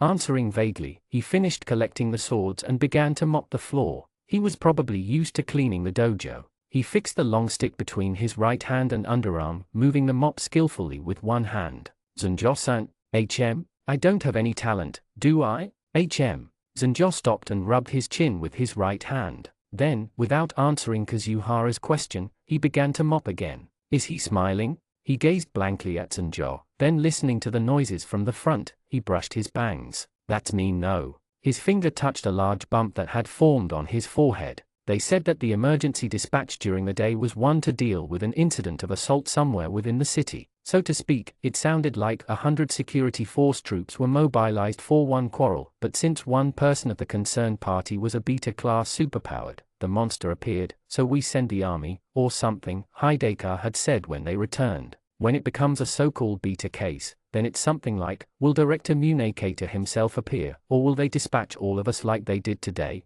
Inomoto joined the explanation, and Hideka continued. And the guys today were taken in by Lieutenant Awashima, Commander Akiyama and Commander Benzai and those guys. So basically only they really got to do anything. No, the numbers were necessary, working with the police to secure the perimeter and such, but I don't think we needed 100. And as 4th Squad and Commander Damayoji sort of stood out in the front, and the rear was clattering some. The strong guys and the responsible guys have to be separate. Well, the organization of Sector 4 exists because of those strong guys. Originally, the squad units with the commander's strength as the center were meant for dealing with common class superpowers, but if the opponent's a beta class, there'll be a lot of irregularities. And aren't beta classes in the first place supposed to be 1 in 100? So why are they appearing like every week when we don't even know if there's even 100 of them in the entire country? Is this the year for them or what? That's a mystery, Inomoto nodded. It looks like we don't know what the cause of it was today.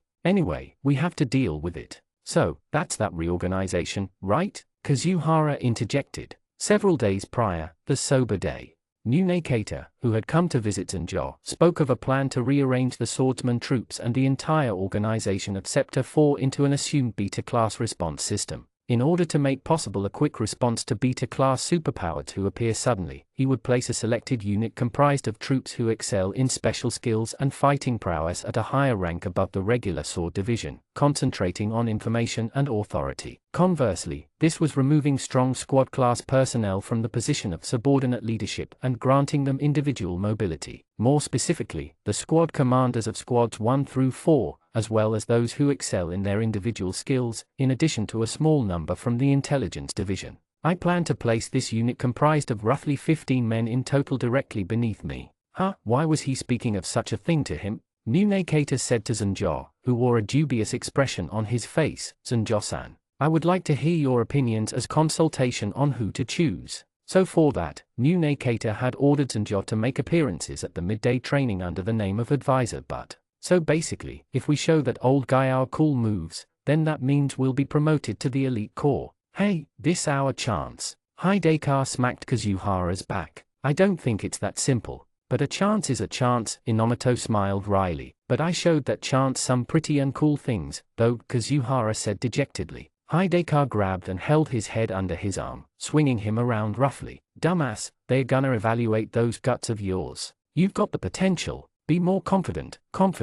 Thank you. But ow, don't hit me. Please don't hit me. Part 2. Though being left behind with a concussion certainly had its effect on him, Kazuhara headed calmly to the dojo with training sword in hand. It wasn't that he'd completely accepted Hidekar's backup, but he may have been tougher than he thought. If luck was on his side, he may be able to see Zanjo as he trained. He had spaced out during the day, but if he asked properly he may be able to get some sort of advice. If anything, he just practiced swinging. The dojo building looked hazy in the night air. It was dark and dead silent with a dreadful air, like the other day. Ah, Zanjo-san's here. Kazuhara just continued walking. He planned to call out to him when he'd gotten just close enough so that he wouldn't suddenly jump out and cut him. Then he saw someone in a state of undress in the hallway that reached from the southern building. It was Director Munekata. Though he was still not visible from the dojo, the presence emanating from within the dojo turned into something even more on edge in response to either Munekata's footsteps, or a presence even stranger. Kazuhara hurriedly veered away from the path. He took his time going around the back of the dojo, walking quietly, and peeked in through the window.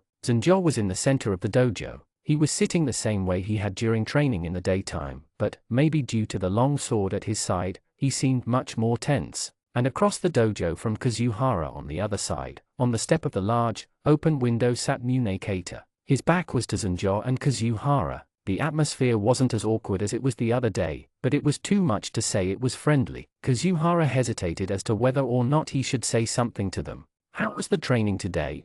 Munekata asked, looking towards the inner garden. Ah, their enthusiasm has affected me, Zanjo answered, still facing inside the dojo. Hair. You say things an old man would say. I am old. Well, we'll leave it at that, then. Huh? Zanjo's tone was completely hard in response to Munekata's almost calm words to himself. That body sitting upright seemed as though it would burst forth in the next moment to cut Munekata's back. On the contrary, it was bizarre that Munekata was easily fending off such vigor that could cause anyone to hold their breath simply by looking. May I hear what I've asked of you?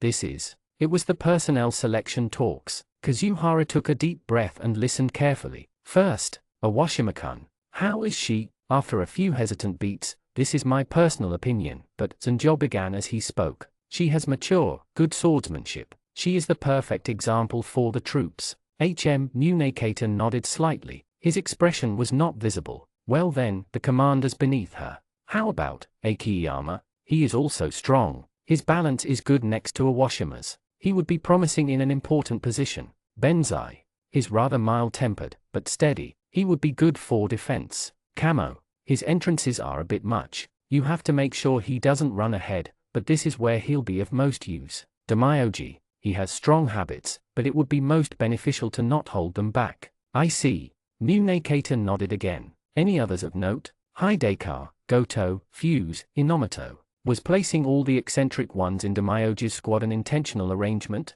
What do you mean by that? Basically, hoodlums of a sort. Munekata let escape a small breath. He seemed to have laughed. Well, it's something like a toy box. Is there a problem? No. It would be best if everyone were to be a bit more serious, but they have room to grow. Afterwards, Zanjo gave a few names with brief reviews. Then, how about him? Munekata said suddenly. Him.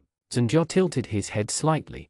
You mean Kazuhara Takeu. Not expecting to hear his name, Kazuhara held his breath. He heard his heartbeat a few times as it grew louder. After a rather long pause, interesting. Zanjo said. Interesting? Yes. Hair. Munekata's shoulders shook as he laughed, and he suddenly turned around. Is what he says, Kazuhara-kun. Kazuhara straightened his back from his peaking position and bowed. I am sorry. 2-3 seconds of an awkward silence passed. Zanjo was at the other side of Munekata's line of sight. He was still facing the inside of the dojo, but at a closer look the tension in his shoulders was gone, and he was rubbing his chin with his right hand. This is new. The demon is laughing. I'm not a demon. I laugh and cry. Then I would surely like to see you crying someday. Zanjo's hand stopped. His expression was unreadable. Apologies, that was a joke. Thank you for your opinions. I'll consider it, Munekater said and stood. He waved his hand slightly to the other two and walked off. As the sounds of sandaled footsteps grew distant, Zanjo finally took his sword in his hand and stood. I'm going, too, he said to Kazuhara with a small smile. I'm a bit exhausted mentally. I always get nervous when I talk with him.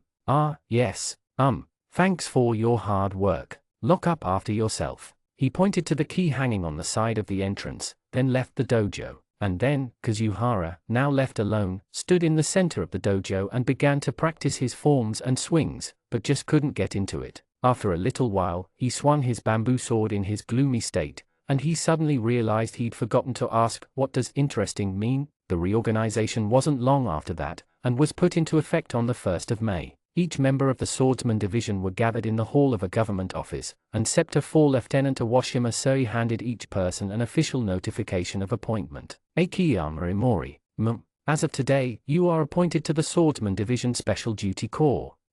Akiyama took the notice and gave a single bow, turned back and returned to the front of the first squad's line. However, once the ceremony was over, he would leave the first squad and become a member of the new Special Duty Corps. Next, Benzai Yuyairo.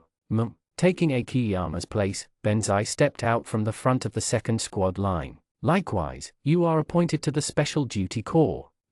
Next, Kamo Ryuho. First the 4 squad commanders, namely Akiyama, Benzai, Kamo, Damayoji, in addition to a few others from each of the squads were listed off and told of their selection in the Special Duty Corps. The 4th squad's Hideka, Goto, Fuse, and Inomoto were included in that. Then, in each squad, 1 commander and 4 leaders were appointed from the remaining troops. Overall, a little less than half of the troops had a change in status, and the remaining half were to remain as is. Then, lastly, Kazuhara Takeu. What? He'd thought this had nothing to do with him, but when his name was called when he hadn't been expecting it, Kazuhara hurriedly jumped out to the front of the line. Awashima nodded lightly to Kazuhara, who stood at attention, and read off his appointment notice. As of today, you are appointed to the General Affairs File Room. General Affairs File Room. That's where Zanjo-san is, isn't it? Why me? What do they want me to do there? Kazuhara, back in line and standing up straight, mulled over the thoughts that were spinning in his head. Concluded. Everyone must gather in their new affiliations after this and discuss what's forthcoming. You are dismissed. Awashima's words of conclusion barely reached anybody's ears. Which is when. Wait, right. Kazuhara was suddenly grabbed on the upper arm by Hideka, who forcefully pulled him. Huh? What? Hideka held a confused Kazuhara's head under his arm and marched forward violently, then took Kazuhara's notice of appointment from his hand and slammed it down on the table in front of Awashima. What on earth does this mean? The other swordsman troops, who'd just been dismissed, stopped in their tracks and turned back at the menacing attitude. Pardon? Awashima knitted her brows, tilting her head. It was a hard, cold expression, the mask of ice acquaintances and troops tease her for, but it was only today that Hideka didn't back down. I mean, why's only he get put somewhere else? This is a demotion or whatever, isn't it? Why do you think so? Why do you mean why? Hideka hesitated. Because he was the type to talk a whole lot, he wasn't very good at answering questions. Well, he's made a mess of a lot of things lately, and he even couldn't go out to work the other day. He looked away, faltering in his speech. But, just because of that, Awashima sighed quietly. Hideka, it seems you're upset, so I will explain the situation to you myself. Her tone was calm and rather courteous. She didn't seem mad. First, this reorganization was for business efficiency within the entire organization, not for ranking troops and much less individual discipline. Ugh. Awashima remonstrated him slowly, and Hideka fell silent again. Second, like the other troops, Kazuhara is someone who's had his talents discovered and appointed directly by Director Munekater. You should also think of this assignment as a part of the director's planned most efficient human deployment. What, but? Third, Awashima's expression changed slightly. It was without the mask, and rather pensive. There is something I also don't understand about Kazuhara's treatment. Then, Hideka leaned forward, but Awashima's expression tightened once again, unapproachable, and she spoke. However, this is all according to the director's plans. It is not something we can put a word in on. That is all for an official explanation. Then, as to make doubly sure, Awashima spoke as she stared fixedly at Hideka's eyes. If you absolutely must, then if I were you, I would ask the director directly. Hidekar held his breath for a moment, and, looking away, spoke. There's no way I could do something like that. Then this conversation is over. Hidekar tensed, and behind him. You did great. You did really great, Hidekar. Up against that scary Awashima. The director's even scarier, though. Well, can't do much about that. The former members of the fourth squad whispered to each other, but when Awashima glanced up, they simultaneously held their tongues and fixed their posture. Awashima gave a disgusted-sounding sigh, and this time faced Kazuhara. Kazuhara, do you have any remarks? No, none in particular. Kazuhara fixed his posture and answered, and Awashima nodded. Then, this situation may be a bit hard to swallow, but please work to your utmost in your new position. Yes, but, what is it? Kazuhara said to her, who had tilted her head. Would it be all right if I asked the director directly about his reasons? Hey, what are you saying? Hidekar hit Kazuhara's back. Behind him. Man, he's fearless. Could it be he's at his rebellious phase? Hee. The hell is that? As Fuse and Goto whispered to each other. Sure, she'll get mad at you again. Inomoto hurriedly stopped them. Well, okay. On the other hand, Awashima gave a vague response, a dumbfounded expression on her face. Well then, when Kazuhara told Lieutenant Awashima that he would ask, it wasn't to make fun of her. It wasn't quite confidence, but something like a vague aim. That night, the dojo. Could it be today too? He thought, and when he'd headed over, they were indeed there. Zunjo and director Munekata. As usual, they were not face to face, sitting in their usual spots, keeping an odd, tense air about them. It wasn't as though they were going to chat, nor was it an open, just being together is enough type of atmosphere. Even still, they came to the dojo almost every night, creating this tense situation. I don't really get it, but they are both pretty eager. He thought dully as he neared. Kazuhara-kun. As usual, director Munekata called out to him from a distance. Rather, he probably had noticed him much earlier, and just waited until he'd been close enough to hear. And then, so that's what Hidekar-kun said. He's a hot-blooded man.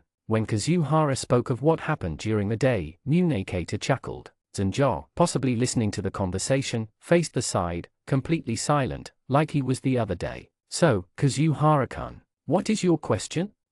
Haven't you come to ask me my reason for being unfair? No, it's not unfair. If it is a demotion, then it can't be helped. I've only caused problems for my seniors in the Corps. Munekata, without confirming or denying it, made a vague remark. But that's not the reason, right? Oh, Munekata looked at Kazuhara's face, his interest peaked slightly. Director, you seem to be really interested in the file. No, in Zunjo-san. I just thought that. Maybe putting me there probably has special meaning or something. Munekata once again made a vague remark and suddenly turned to Zunjo. Zunjo-san, Kazuhara-kun says as such. But do you think the same? Zunjo didn't answer. Keeping his sitting posture, he simply glared with a scowl on his face at the floor a few meters in front of him. Well, your face says, what are you plotting?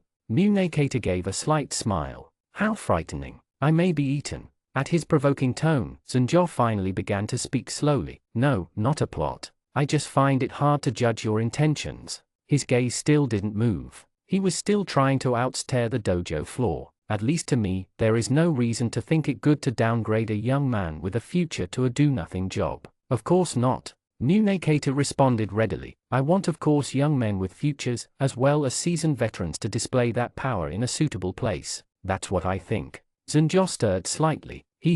Your face says, this has been unnecessary trouble, Zunjo-san. Munekata's smile grew bigger. The old file room is where you'd transition until you'd adjusted to the new Sector 4. That was the promise, but you sure seem to like that dark place. Munekata paused momentarily, waiting for Zunjo's response, but it never came. Zunjo-san, as I'm sure you are aware, Sector 4 is an unofficial organization, but its purpose of existence is very public. Social paradigms originally manage and control those with unusual powers who do not even obey the laws of physics. Were it not for our work, just keeping the structure of this country would be dangerous. And Zunjo still did not speak. Munekata continued, and, at the same time, I think of the present Sector 4 as mine, no, as myself. All the information, authority, facilities, and even each and every member that Sector 4 has should all be one system that moves beneath my will. Zunjo brought his brows together slightly. What was reflected in his eyes was either surprise at Munekata's audacious self-confidence, or suspicion at his self-righteousness. And so, The system's black box is a part of me as well as something that is out of my control. That is you, Zunjo-san. Ha! My apologies. However, it would nevertheless be a waste to omit it. Your demon fang. I want it to be of use to Scepter 4 under any circumstances. Zunjo answered Munekata's words without facing him at all. What an overestimation. And you are much too humble. No, it's better to call it self-effacement. Munekata said with a provocative tone, but Zunjo was unresponsive. Still, I can't force you to obey me, and were I to remove your fangs and tame you, you would no longer be a demon. Hee. This is quite the problem. Munekata was smiling, clearly enjoying himself, when he suddenly turned to face Kazuhara. Kazuhara-kun, how do you feel about this situation? Huh? He spoke to Kazuhara, who unwittingly straightened his posture. I'm distressed. Zunjo-san is also distressed, and I'm sure you have your own worries. So every person here right now is distressed. Yes, I am. Munekata let slip a chuckle, but there is where the interests of all three people here coincide. Give and take, you could say. Yeah, not quite understanding, Kazuhara responded vaguely. Zunjo also wore a puzzled look on his face.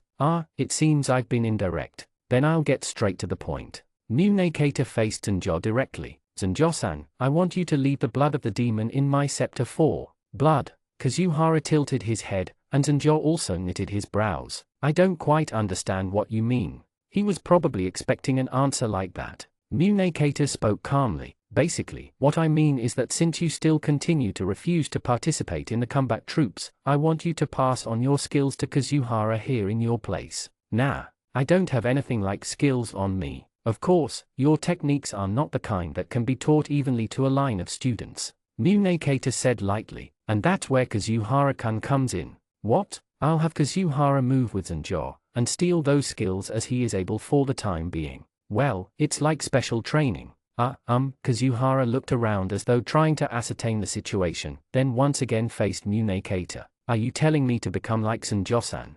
Munekata gave a small smile. Not quite. However, I would be happy if you were to inherit some kind of element. Yes, an element that works beyond even my expectations in my Scepter 4. Then he and Kazuhara looked to Zunjo. I feel there is some value in trying it out. What do you think, Zunjo-san? Make Kazuhara my replacement, huh? Zunjo frowned, and Munekata smiled delightfully. Hee. You seem unwilling. You're not the kind of person to force the work you hate on a young person and be okay with it. However, what if not I, but the person in question were to ask that of you? Munekata glanced at Kazuhara. How about it, Kazuhara-kun? The opportunity to be mentored directly by Zunjo-goki is a rare one. Directing his gaze diagonally upwards, Kazuhara tried to picture it. Zunjo's ghastly bearing, and a tremendous draw that could slice an enemy in half by spirit alone. Now, he was being made into some sort of pretense of Director Munekata's expectations. That he knew, but depending on the circumstances, were he able to feel a part of Zunjo's power? Zunjo-san. Kazuhara stood up straight, and facing Zunjo he asked directly, I ask you too, would you please? He then waited for Zunjo to answer, but he didn't. He first looked to Kazuhara, then Munekata, then stood slowly and headed for the entrance. Kazuhara watched him leave and Munekata, beside him, laughed. Hee. You got through to him, Kazuhara-kun. Were I to ask, it would not have gone like that. I'd expected no less from you. What?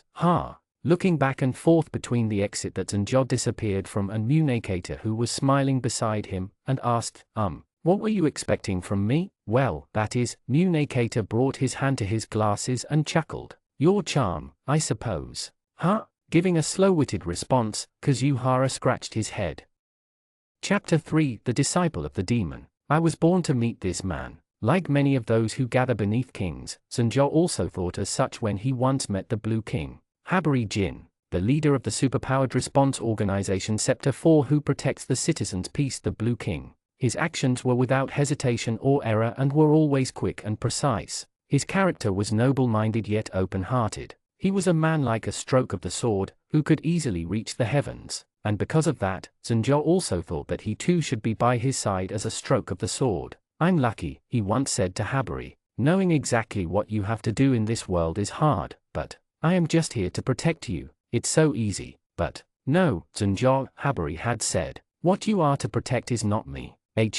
Then, what is it? When Zunjo asked back, Habari looked up to the summer clouds and responded, "Our justice. HM. Zanjo thought for a moment, and spoke, "It's the same to me. My justice is, basically, you." "No, you're wrong. I don't get it. Don't try to understand with your head." "What, are you trying to call me stupid?" "Of course, I don't think you're clever." Zanjo was not very eloquent, and Habari was not one to use decorative words. The other troops often laughed and called their conversations, naked Q&A. "It's not your head or your words. What I mean is that I believe in your strength." Habari turned back to Zanjo. "There's only one thing you can do, what you should do. Basically, this." Zanjo tapped the scabbard of his sword attached to his waist. Habari nodded. "One who does not fail when the time to do so comes. That's who the man Zanjo Goki is." "I see." Zanjo looked at the sword on his waist, Habari's face, and then up to the clouds in the sky. He felt as though his fate was connected to something bigger through his sword. "Well, then that's probably right." Zanjo was satisfied. Everything was simple, clear, and everything shone. And, "That's right. That's good enough." Habari's bright, smiling expression as he said so still remains in his memory. With a single smile burned into Zanjo's heart, Habari Jin, the Blue King, disappeared from this world. 199X, July. The Red King, Katsu Genji's Sword of Damocles went out of control, and failed. Along with it an area centered around southern Kanto with a diameter of roughly 100 kilometers was completely annihilated. Along with 700,000 civilians, the Blue King and his subordinate Scepter 4 were caught in a torrent of destructive energy, the largest Damocles down in recorded history, the Katsu incident. 1. From that day on, a scar that looked like the earth had been scooped out remained on maps of this country. That also might be the gaping hole in Zanjo's chest. He lived on, having lost an arm and carrying a hollow heart. Afterwards, in a world where both the Blue and Red Kings were lost at the same time, incidents of rampaging uniquely powered people increased. The superpowered response organization Scepter 4 continued to exist without a center, but Zanjo left Scepter 4 and retired from the world in seclusion. What you must protect is our justice. He had no doubts about Habari Jin's last wish. But he didn't think finding and rounding up active superpowers one after another was that justice. The justice he was looking for wasn't in Scepter 4, and there wasn't someone he was willing to follow either. No longer drawn, his blade continued to rot in rust. He thought of it as himself. And then, over 10 years passed, and his doorbell rang. He opened the door to his one-man apartment and unconsciously held his breath. In front of him stood the late Habari, just as he remembered him. No, it wasn't. That man wasn't Habari. At a closer look, it wasn't even possible to say that they looked similar. However, they certainly had underlying similarities. The man carried a sword at the hip of his blue uniform. He did not seem a day past 20, but there wasn't a single hint of fear in his gaze looking up to veterans and Zanjo. It was a strange self-confidence that was more than simple fearlessness. It was though he had some sort of conviction in his destiny. "Zanjo Goki-san, correct?" Zanjo stood in a daze, and the man introduced himself. "Hello, my name is Munekata Reizai. Please, come in." In his 10 years of isolation his dislike of people only grew worse, but that man, Munekata, had a presence he couldn't ignore. Zanjo prepared some tea, and they sat facing each other on the tatami floor. "My apologies for intruding so suddenly." "Nah." Zanjo raised his right hand to stop Munekata as he bowed. He had no phone or communication lines installed, and owned no sort of mobile terminals. All communication was only monitored by government liaisons. But even if a meeting was requested through a liaison, he would most likely refuse. Munekata had virtually no choice but to visit him directly in order to meet him. What is that uniform?" Zanjo asked. "I'm not quite used to it yet, but," Munekata smiled lightly, touching the collar of his blue uniform. "It's Scepter 4S. I've changed the design a bit." Zanjo's expression stirred, and Munekata nodded. "I have succeeded the organization Scepter 4 the positions and authority. First, I've come in greeting. Which means, I am the present Blue King." "I knew it." The unusual kings, who held unparalleled power and commanded those with supernatural abilities. They are not chosen by elections within their organizations, nor are ordered by someone of a higher standing. It's said that they are one day suddenly called by an existence that is the slate. Much like Habari Jin had once been, Munekata Reizai was also suddenly awakened, became the Blue King, and came into control over Scepter 4. What about the troops? Scepter 4 had continued activities as a kingless clan for these 10 years, but an incident in the previous year caused activities to cease and was now disbanded. Munekata answered Zanjoa's question calmly. I have chosen all the members of the new Scepter 4. Ah, I see. It would have been a lie if he said he hadn't thought that treatment meant his old companions were now useless, but at the same time, he thought, that might be for the better.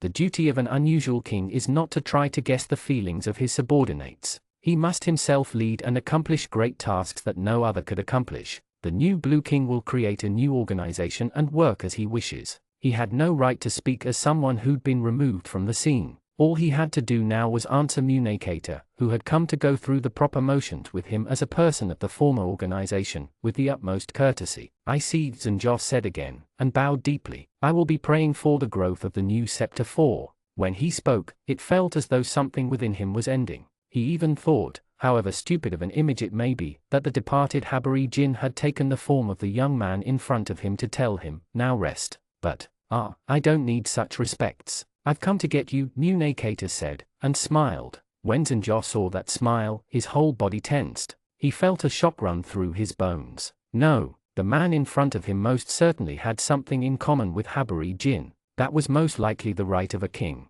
That was no mistake. However, this man was clearly different from Habari Jin.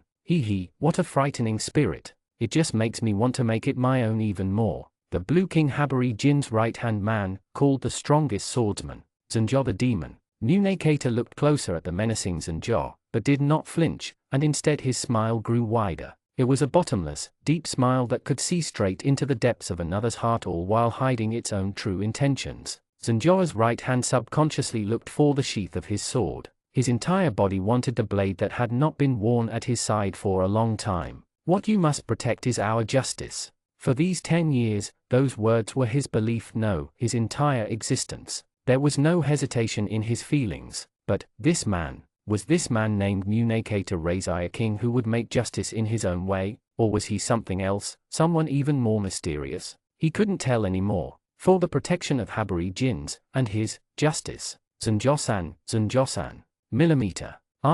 His shoulders shook, and his eyes opened. It seemed as though he dozed off at his desk. It was a bit dark around him, and the western sun filtered through the hallway side window beyond the file lockers. He looked up to the clock on the wall, and it was over 50 minutes past his end time. I'm sorry for waking you. You seem to be having a nightmare, so. He answered Kazuhara with a vague noise and rubbed the inner corner of his eye. I was dreaming of something from long ago. Maybe he'd been slacking recently, but he had started napping more. Kazuhara, without criticizing him, held out an open laptop. Can you check the daily report? The laptop was something they'd managed to get in negotiating with General Affairs. According to Inomoto, who was present for that, it's a machine that's 2 or 3 years old, but it's much more efficient than this one here. And with that, the other old computer hadn't been touched since. Kazuhara's daily reports were much more detailed than the ones Zanjoa had intended to write, and all cleaning and filing done during the day was recorded along with the procedure and remarks for each. It wasn't that Zanjoa had told him to do it. Not only did he find his own work to do, he also suggested some things such as, let's create digital copies of all the old important documents and put them on the server. The last line reads Zanjoa, reviewed, and Zanjoa would add 2 letters so that it would say, Zanjoa, reviewed. At first, he wrote, I have reviewed it, Zanjoa, in place of a stamp, but writing just that much was rather time-consuming for him, so Kazuhara had the sense to use the method of typing just 2 letters. In the beginning, Zanjoa thought Kazuhara was a childish, somewhat dumb young man, but working with him he felt, in all respects, the quick-wittedness and frankness of the youngsters nowadays. He thought he was much more thoughtful than himself. Good work. I don't mind if you head on home now, Zanjoa said formally as he handed the laptop back to Kazuhara. But Kazuhara answered with a charming smile, no, we're just getting started. It had been over a week since the personnel reassignment. On the night of the appointment ceremony, Munekata had personally instructed Kazuhara to accompany Zanjoa regularly, and watch his every single move. He was to burn it all into his memory and make it his own, not only the work during the day, but everything from training at nighttime to how he acted during the day. To Zanjoa, it was surveillance that would be like something forced on him by the government in the era of isolation. No, it was much more uninhibited than that. But Kazuhara's carefree smile slipped into his mind and made him unable to find his will to refuse. Kazuhara was staring with respect and interest at Zanjoa, who was still a bit sluggish, unable to shake the lingering feeling of sleep. He was almost like a dog waiting by his master's side, waiting for orders. He was nothing like a master. Zanjo looked away, embarrassed. Shall we start dinner? Yeah. As they tried out working in the kitchen, Zanjo started to naturally work around Kazuhara. Opening bags of ingredients and wringing out cloth was hard to do with one hand. Zanjo had gotten used to life with one arm in these past 10 years, but watching Kazuhara had him realize how handicapped he was. On the other hand, it also seemed that Kazuhara was interested in the way he pushed and pulled the knife, and how he handled other cookware. It's like, you season the egg with snaps, and you move it like, I'm sorry, I don't really know how to say it, but it's useful. As they chatted, a loud voice carried in from the window facing the field. We're here for the soba. Hideka, Inomoto, Fuse and Goto. These 4 former members of the 4th Squad, and current members of the Special Corps, visited the old file room from time to time. They'd also have training rotations and times they'd have emergency dispatches, but this was their 3rd visit since last week. Hideka brought out a table for meetings and folding chairs from storage, and everyone brought their own utensils to eat with, so the front of the old file room was starting to look like a cafeteria. Kazuhara, boil that baby up. I brought my own share. He pulled out dried noodles he'd bought at the convenience store. Actually you kinda look pretty shameless, Fuse laughed. I brought fried fish and veggies I got at the cafeteria. Goto pulled a plastic pack from a plastic bag. Ooh, good one, Gotti. Well, if you're gonna go that far, why didn't you just eat soba in the cafeteria? Hey, you're so strict, I'm so sorry we're always so noisy. Inomoto, who kept control of the group, bowed his head to Zanjo. Nah. Glad you're lively, Zanjo answered. Hideka bringing his friends along was most likely to make sure they wouldn't feel disconnected. Everyone was truly worried about where Kazuhara was headed, and so Hideka talked to Kazuhara about what was going on. It's said that there's an emergency dispatch about twice a week, and they need time to rest. Basically, we're short on help. You gotta hurry up and join us, Hideka said, splashing soba sauce everywhere. Well, I would really like to do that. Kazuhara scratched his head. And then, you're being so modest. I get it, Kazuhara-kun. What's gonna happen is the pros gonna train you, then your level's gonna shoot up. Yeah, a crash course. Goto and Fuse both spoke up. Oh man, that means he's expecting a lot out of you, Hideka exclaimed excitedly. But, Inomoto said, thinking, I wonder what the conditions for success. Or I mean, more specifically, what does he have to do in order to level up? Hideka spoke. Like, normally, you get full proficiency. That right, Zanjo-san? Millimeter. Zanjo let slip an indiscernible sound. Well, that's, instead, Kazuhara answered. Director Munekata told me that I'd pass if I beat Lieutenant Awashima in a match. What? The noisy 4 suddenly grew silent. That's a bit hard, don't you think? Inomoto and Goto both said. Why sure the director isn't bullying you? Fuse commented. I dunno, Kazuhara replied ambiguously. The table was like a light that went out, and the only sound was of Zanjo slurping his soba. It was true that the Awashima wall was thick, even during that week's joint practice. Lieutenant, 1 match please. All right, come. When Kazuhara called out to Awashima and she answered, all the troops turned to face them. All the troops already knew about the assignment that Director Munekata gave to Kazuhara. In addition to the rumors that Hideka and the others spread, Awashima had most likely been told directly by Munekata. In the middle of the circle the troops made. Here I go. Yeah. Wham. Much like the other day, Awashima's head strike was a clear hit to Kazuhara's forehead as he stepped forward. Though he didn't get a concussion, he stayed at the edge of practice and rested that day, and even during the next week's joint practice. Here I go. Yeah. Wham. Ow. Kazuhara gingerly touched his head. Man. He's no good. As the surrounding troops laughed scornfully, Awashima's head suddenly tilted, and she looked at her bamboo sword. What's wrong, Lieutenant? Inomoto asked. Well, my strike was off the mark. She swung lightly once, twice, then tilted her head again. And then, the week after that, Lieutenant, as Kazuhara called out to her, the sound of snickers immediately surrounded him. Hey, don't laugh, Hideka yelled, and they fell silent. All right, come. Awashima, at the ready, was neither smiling nor scowling. Much like her straight posture, her expression was unshaken and calm. Here I go. Yeah. As Kazuhara stepped forward, Awashima changed her head strike stance in a simple moment, turning over her bamboo sword, and hit him on the side. Goo. Kazuhara, suddenly struck on the side of his stomach, crouched right then and there. Awashima looked down at him, her expression doubtful, and then turned back to Zanjo. Silently, he gave a slight nod.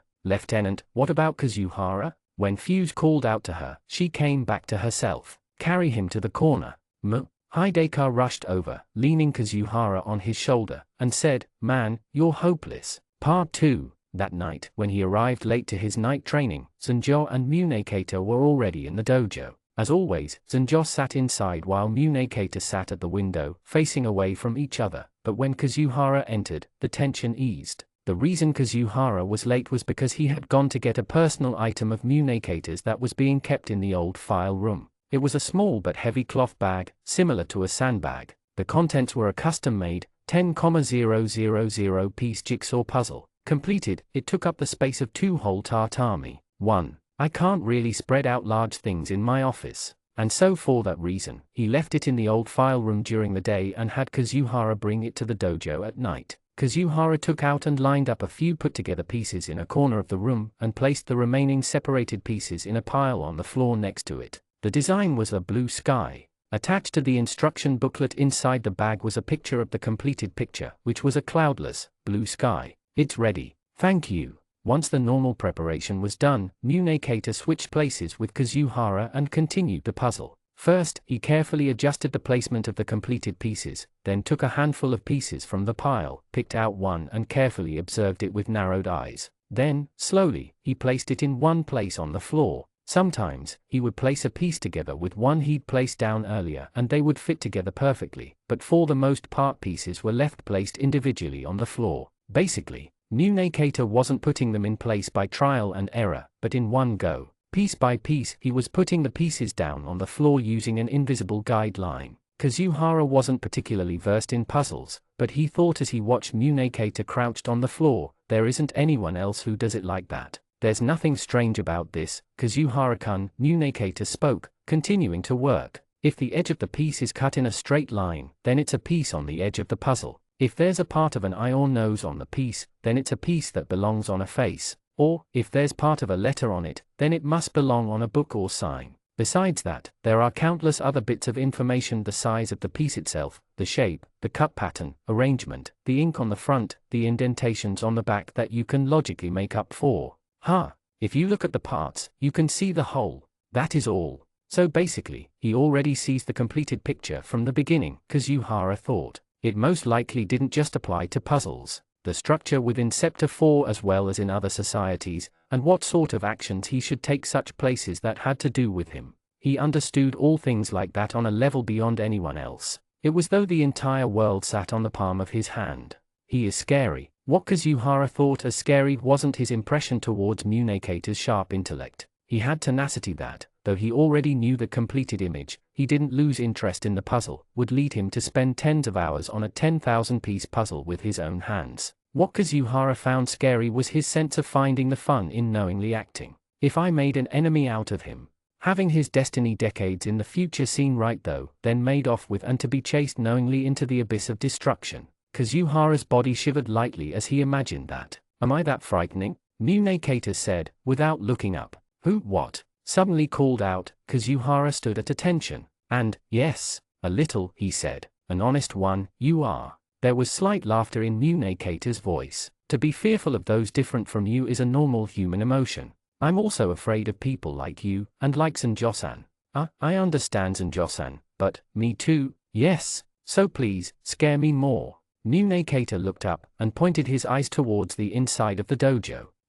Oh, yes. Kazuhara hurriedly left Munekata's side and took his place roughly in the middle of the two, and began his training. Kazuhara's training used the fencing method as a base. When he was first appointed as Zanjo's disciple, he expected to be taught his style of draw and other techniques, but he refused. Nah, my style's not something I learned from someone else, and it's not something I can teach others. It wasn't of a something style system, but apparently just his own technique, mastered. Therefore, Zanjo's advice to him was, you, too, should forge your own style. So what Kazuhara thought was, let's try the fencing method like how Zanjo-san would do it. He would first recall what he observed of Zanjo's bearing during the day. All he could ever remember was the incredible draw with exploding power, but his regular movements were, rather, calm and slow, like a large carnivore carrying his weight gracefully. One movement led to the next, and to the next. As he kept that in mind as he worked through the method, his movements changed from ambiguous pauses from commands to something like an aimlessly spinning dance. He thought it was something like old people practicing Tai Chi in a park. He understood something while he did that.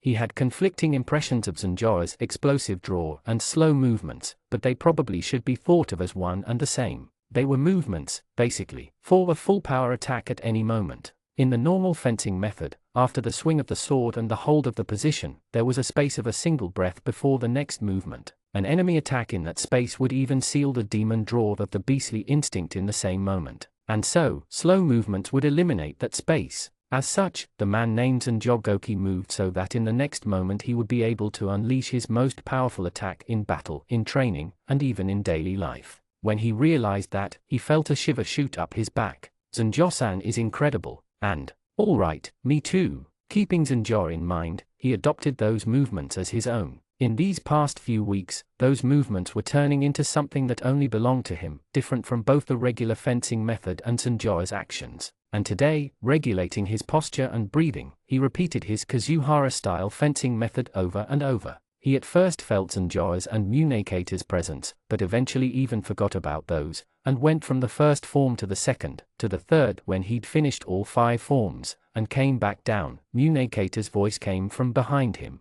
Kazuhara-kun, how is your match with the Washima-kun going? Huh? He was suddenly pulled back into reality from a state of no-mindedness in practice. This week was no good, either. I see, Munekata said, examining the piece he had in his hand. Though I've heard you've gotten to quite a good place. I wonder. However, you lack spirit. Or rather, it seems you've taken comfort in this place. Zanjo-san. When Munekata called out suddenly to him, Zanjo's body sitted. Don't you think it's about time to let Kazuhara-kun go? Zanjo answered vaguely, and Munekata continued talking. Well then, let's decide a deadline 1 more week.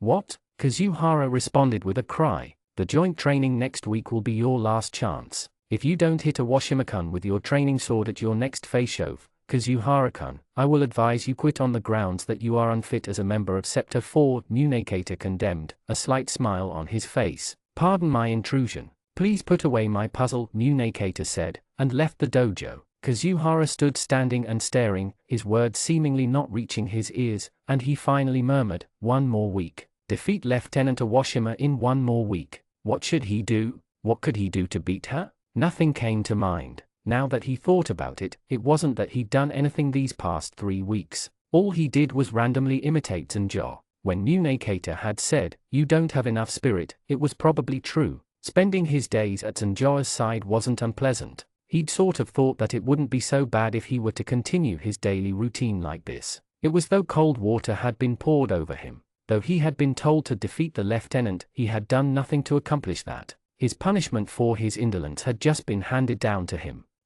What should I do? He asked Zanjo nervously. Zanjo took his sword in his hand and stood up. It was already time to stop for the night. Continue as usual.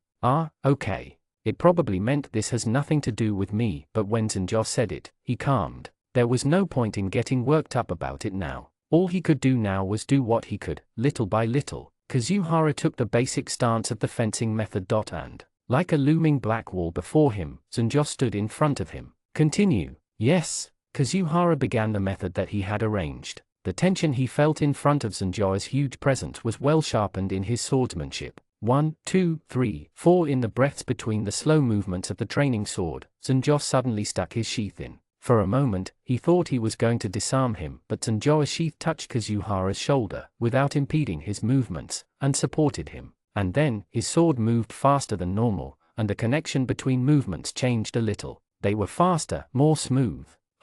Keep going, Zanjo said again, and Kazuhara nodded. 1 movement, another movement. Kazuhara swung his sword, and changed his steps. Again, Zanjo changed his own form to match Kazuhara's movements while correcting them. There was no space for him to stop and stand or take a breath. Before he knew it, Kazuhara became drenched in sweat, and a few droplets fell to the floor. As he continued his quick-paced training with all his might, the 5 styles and the 40 forms of the fencing method changed, fused, and were once again broken down. That day's evening training continued until sunrise, and it continued the next day, and the day after that, only broken up in between by work during the day. That was when Hidekar and the others paid a visit to the old file room. "Yo, we're here for the hey, where's Kazuhara?" Hidekar looked around, and found Kazuhara asleep on the hard floor, still in his uniform. "Hey, what are we gonna do with you?" he said, somehow happily. "Then, if you need something from him, I'll relay the message," Zanjo said. "Nah, we just came to see him." Hidekar gave a casual bow and turned on his heel. Zanjo-san, thanks for taking care of Kazuhara." "Yeah, thanks." Inomoto and Fuse both lowered their heads, and behind them, "I brought shrimp tempura." "Hey, man, that's not what we're talking about at all," Hidekar teased Goto. And then, the last night before the joint practice, with Sanjoa's support, Kazuhara-D gone through the fencing method countless times, and he'd sweated so much all over that his dogi practically clung to his body. But his strength and vitality had mysteriously recharged, and his senses were sharper than they had ever been before. He even felt every sign: the night wind blowing through the wheat, the single smile Munekater left after he'd come to check up on him, and even the tiniest movement Sanjo made in front of him. "I think I can actually get somewhere with Lieutenant Awashima this time." Just when Kazuhara thought that, suddenly, Zanjoa's sheath flew, hitting Kazuhara square in the right foot with the point. Ow! He unconsciously fell on his rear, and looked up at Zanjo as he stroked his hurt foot. "What are you doing, Zanjo-san?"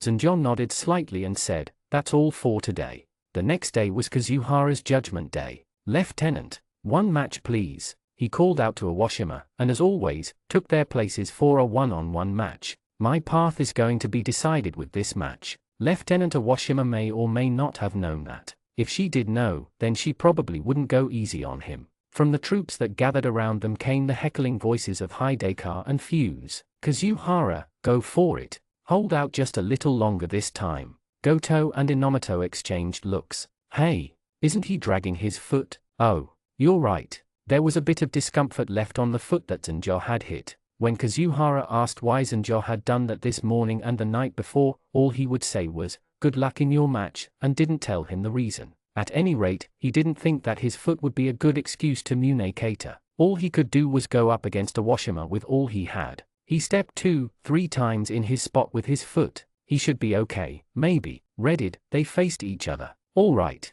Awashima's words acted as the signal for the start of the match. Kazuhara held his sword in front of him and observed her. The point of the bamboo sword facing him moved slightly. It was the feint to bring out his rush. He'd been fooled by it many times. He knew, but his body responded anyway. And today, too. "Yeah!" Kazuhara burst forward with a yell. It was the same counterattack pattern, but, ow! When Kazuhara lunged forward with his right foot, he couldn't endure the pain and his body fell forward. Awashima jumped back reflexively, but Kazuhara's bamboo sword extended further than his usual timing and movements towards her bosom. For a second, the tip sunk into her chest. Dodging, she unwittingly pressed her left breast with her right hand. The troops stirred. You got her tits," Hidekar yelled, but shut his mouth when she glared at him. "Ow, ouch." Unable to stand the pain in his foot, he took 2-3 steps, then fell to his knees. Awashima approached him. "Stand, Kazuhara."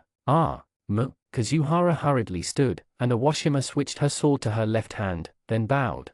"I have failed," she said, a large, yet bitter smile on her face. That hit was light, but most definitely connected. The Sector 4 troops' dorm bath could accommodate, at the most, around 10 people. From the evening until lights out, the troops that lived in the dorms hastily bathed in rotation, by section. Zanjogoki would enter the empty bath once that had all finished. The space was empty, but left the faint trace of enthusiasm and clamor of 100 troops who'd washed off the day's sweat and dirt. Kazuhara had accompanied him this past month, but since he'd safely completed his assignment, he would have a new position at the beginning of the week and would no longer be out of rotation. In the end, Kazuhara was another young man who would simply pass by Zanjo's side. "I'll wash your backs," Kazuhara said to Zanjo, who was washing himself with one hand.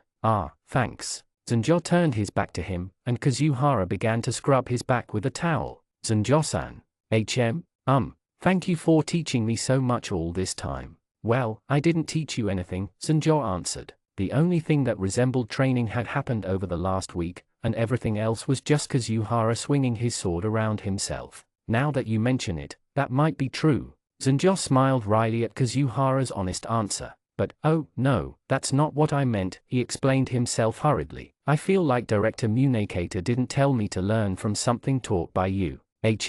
Look carefully, watch and learn. He said something like that. I see. Yes, for example, Kazuhara said, scrubbing Zanjo's wall-like back. I don't know if you've realized, but your back. No, I don't know anything about my back. What is it? Of course. This time Kazuhara smiled wryly. Your back is very muscular, especially from your spine and to the right. I see. That much was obvious, since he never used his left arm. This is basically all what you've built since you lost your left hand, right? He had thought that time had stopped moving within him these past 10 years. However, it was possible that there were things that had accumulated in places that he couldn't see when he wasn't noticing. After a pause, Kazuhara spoke. When I first met you, I was a bit flustered. Up until last year, I was a part of the riot police. But because of me, one of my seniors got seriously injured and had to quit. Kazuhara spoke slowly, choosing his words. That was an incident involving superpowers, so I thought this could be like amends. I thought that there was something I could do, so I joined Sector 4, but that wasn't going so well. And so that left you flustered. Yes, I essentially thought I could take back my failure. But this past month, watching your back, I thought that, maybe, that's not what it is. Looking at your back, I've thought that you can't take back what you've lost, but people can grow again from there. I see. Now that you say that, I feel like I can be saved. Just as Zanjo was about to say that, there came the clattering sound of the bath door opening. Pardon me, but one who spoke and entered was the director, Munakator Reizai. His faintly muscled, tall body slid through the steam like a white snake. Kazuhara-kun, I heard about this afternoon. Ah, yes. To think you would actually be able to strike a Washima-kun. But, you said, if you don't, you're fired. Munakator answered a dumbfounded Kazuhara with a sly smile. Zanjo-san's instruction was also splendid, Munakator said, facing Zanjo. Extending the reach and speed of a hit by relaxing the forward foot and falling into the opponent. There is a skill like that in old-style swordsmanship. I don't know it as a skill, but I do know that's something you can do, Zanjo answered. Kazuhara looked at his still bruised foot. If that's true, then he should have said something to me. By both the threat of being fired and his foot, he felt like he was being tricked by these people. However, no, Kazuhara-kun. Had this been explained to you beforehand, you would have been conscious of it, and a Washima-kun may have realized what you were doing. It was good that you weren't aware of it, Munakator said. Yes, unconscious response, that is your natural gift. Unconscious, breaking designated rhythm and being easily tricked by feints are all a part of that. However, if that technique can surpass the opponent's response, then you can take what happens afterwards. In summary, it's a talent that is fit for instantaneous offense and defense. I see. He was always aware that he was easily led on by tricks, but he had never thought of it as talent. Use your talent to watch my back. Why yes. Kazuhara bowed deeply to Munakator, completely naked and still sitting on a bath stool. Munakator smiled bitterly at that, then said, well then, starting now. To begin with, why don't you wash off my back, eh? Kazuhara instinctively looked at Zanjo, and Zanjo nodded. Yes, and he faced Munakator's back. Zanjo washed off the bubbles of soap and submerged himself in the bathtub. Then, he gazed towards a nervous Kazuhara who was facing Munakator's back. Munakator's white, supple back was, in a sense, a blank sheet of paper. Who was this man, and what was he going to achieve? That was something he wasn't going to worry himself about. That was something that the young troops like Kazuhara were to decide as they looked at his back. Before he realized it, he felt as though the baggage he'd been carrying all these years had been let down from his shoulders. Or maybe Kazuhara had washed it off a few moments before. You're smiling, Zanjo-san, Munakator said, without turning around. And Zanjo answered, it's a nice bath. Chapter 4, Special Ops Squad of Swordsman Division. It was a gang shootout case that involved superpowers. Soon after the formation of the Special Ops Squad, it received a Beta-class emergency dispatch orders. At the site of the incident, Kazuhara was shot to death, becoming the first member of Sector 4 under the leadership of Munakator to die on duty. The military funeral ceremony was held on the grounds of Sector 4's HQ, under a drizzle. Draw your swords. Salute. The troops, in full dress uniform, held their swords in front of their chests. The motion was beautifully rehearsed and mechanical, but the members could not quite hide their inner devastation, their expressions frayed around the edges. Their work was such that it could cost them their lives. Naturally, they were fully aware of this possibility when they chose to take up this duty, but it was the first time when reality in the form of a concrete fact was thrust before their eyes. Unlike them, Sanju had gone through the experience of losing a few tens of his colleagues in the past, but he never got used to it, even now. If anything, now that he was older and looking at the young troops, he was assaulted by a feeling much like pain, only far stronger than the one he had experienced back when he was on active duty. Once the formal rites were over, the lines disbanded, troops returning to their regular duties. The tall members were leaving, soaked with the rain and walking with quick steps in every direction. In their midst, as if being buried, there stood a married couple of petite stature. They bowed their head to every member passing them by. They were Kazuhara's parents, and they came to Tokyo from Fujioka specifically for this ceremony. Age-wise, it was still too early to call them aging, but, having lost their only son, the spouses looked conspicuously small and old. Sanju stopped, rooted to the spot and staring only at them. Across from the couple, a man in mourning clothes, who was speaking to them, spotted Sanju and, dragging one foot slightly, approached him. "You are Sanju-san, aren't you?" The man straightened himself and bowed to him. Judging by that gesture, he belonged either to the military or to the police. "My name is Tamura," the man introduced himself. "Takeu.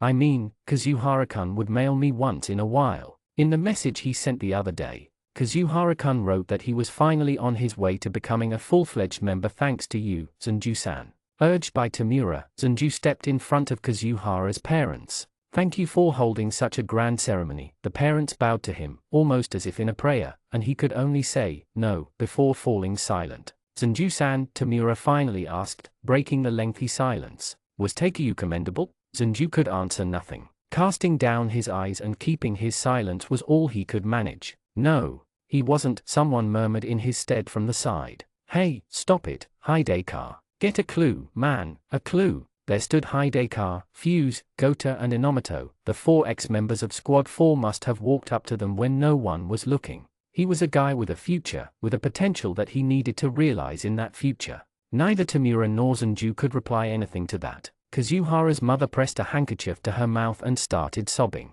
"Like hell I'd wrap it up," with a non-committal yes he was Greer. "Ow, moron." Fuse smacked Hideka upside the head and glanced towards Gota. Gota gave him a small nod and together, they took Hideka under the arms on both sides and, giving a salute to Kazuhara's parents, dragged him away. Only Inomoto was left next to Tamura and Kazuhara's parents, and he hastened to apologize. "I'm sorry. It was inconsiderate of him at a time like this." "No, you shouldn't be sorry. Takeu was blessed with good senpais. To be loved wherever he went, it is so like him." "Ha ha, that is true, isn't it, Sanju-san?" Scratching his head, Inomoto looked up at Sanju. Sanju only bowed to Tamura and Kazuhara's parents and turned to take his leave without a single word. Inomoto made to stop him but let his hand fall away halfway through the motion. "How about we go inside? You shouldn't stay here in this cold." Hearing Inomoto's voice behind him, Sanju kept going away with long strides. Inside him, a hot storm was raging.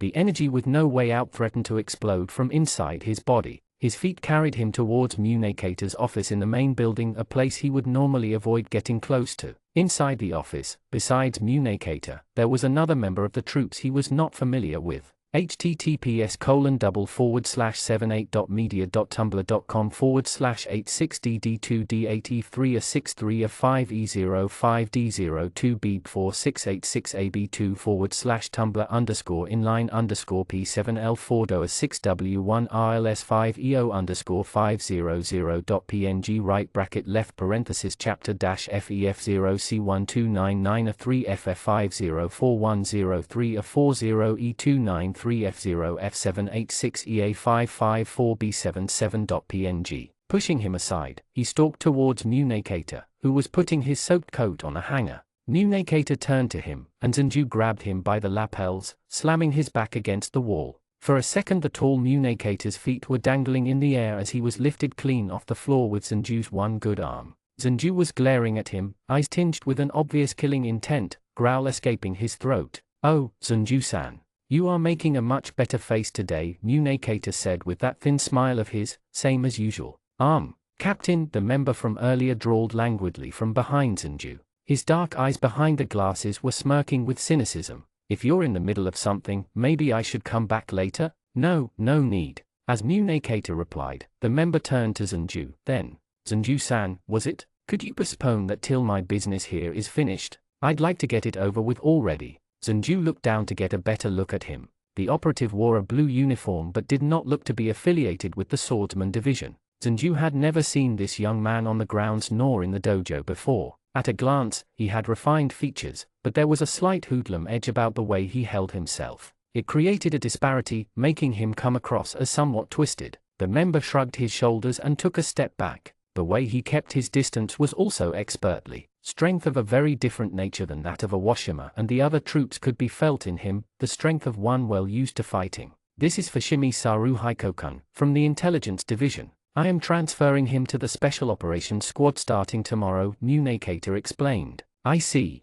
After a pause, Zenju let go of the king. I apologize for the interruption. He turned his back to both Munekater and Fushimi and headed for the door. Ah, please wait, Zenju-san. Putting his disheveled collar in order, Munekater called out to stop him. You have come at the perfect time. I was about to call for you myself. I would like you to listen to what I have to say.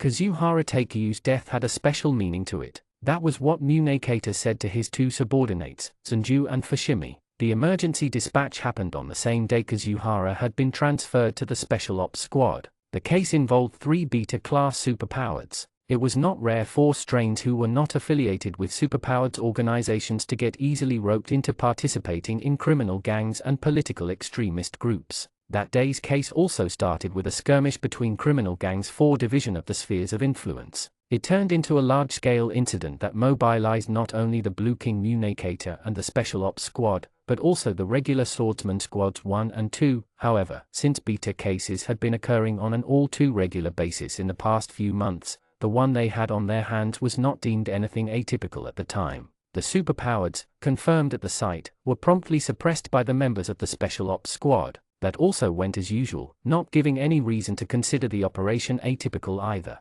However, what happened immediately after was, Kazuhara got shot with a handgun that one of the superpowers had hidden. For superpowers, and especially those of beta class, to rely on something as common as firearms was very unusual, and this belief was what had proven to be the fatal blind spot for Sector 4. Moreover, his target was not squadsman Kazuhara, but myself. Out of all the troops in Munekater's immediate vicinity, Kazuhara was the only one to react to the gun. Instinct and reflexes. It was Kazuhara's first opportunity to put his unique talent to use. It also became his last. Guided by his reflexes, Kazuhara jumped into the line of fire. But he had not yet mastered his own superability enough to be able to instantaneously deploy his probability singularity field and repel the bullet. As a result, the bullet, fired from behind Munekater's back and bound for his heart, hit Kazuhara in the head. His death was instant. Squadsman Kazuhara died, sacrificing himself for me. This is the undeniable truth. Assassination of the Blue King Munekater reissued. This was the true goal of the invisible enemy. The criminal gangs were no more than tools used by that enemy for his own ends. Since some time ago, there had been signs. The sudden onslaught of cases involving beta-class superpowers was by no means a chance occurrence but a result of someone pulling strings behind the scene, and this was not his imagination running wild but a pragmatic conclusion. Kazuhara's incident had proven it beyond doubt. The series of those cases could no longer be regarded as simple accidents. It was an attack attempt targeting Sector 4 itself. A clan of people with superpowers like Sector 4 was a powerful organization far exceeding the boundaries of the civilian society, but at the same time it had a crucial vulnerability. There existed a possibility of the organization collapsing in an instant in case of death of its top brass or its king who stood at the very top of it. Squadsman Kazuhara's death had two meanings to it, said Munekater. The first one was, in exchange for his life, he was able to protect Sector 4.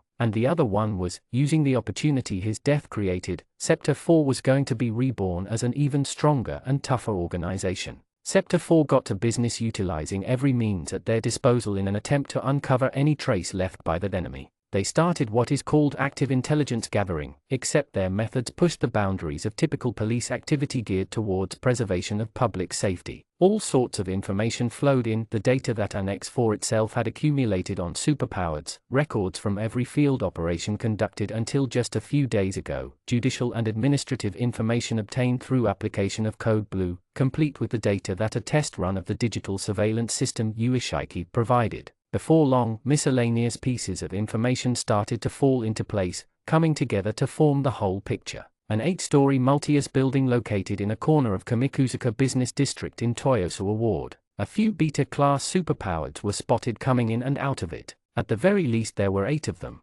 That count banned any possibility of their comings and goings being accidental. 2 of them were involved in a recent beta-class incident and had been arrested. And finally, on the 15th day since Kazuhara's death, 10 large vehicles pulled up to surround the site. 9 were personnel transport trucks and 1 a command and intelligence vehicle. The anti-superpowered organization Sector 4 had ordered mobilization of its entire sword-armed force. The highways had already been sealed and civilians had been evacuated out of the siege building through cooperation of the local police that Sector 4 enlisted. One by one, men in blue uniforms with sabers strapped to their waist came out of the transport trucks, lining up in neat rows with agile movements. After the regular swordsman squads 1 through 4, the Special Ops squad followed. The last one to come out of the Special Ops squad's truck was the one-armed giant of a man, Zanjuguki. At his waist, he wore a very long saber, modeled after a large wide-blade longsword. We've confirmed 6 beta-class and 11 common-class superpowers inside, as well as 5 non-powers, 22 people in total. This case is on a completely different scale than anything we handled before, so prepare yourselves for a fierce battle. However, Owashima addressed the lines of troops. Our foremost objective is information gathering.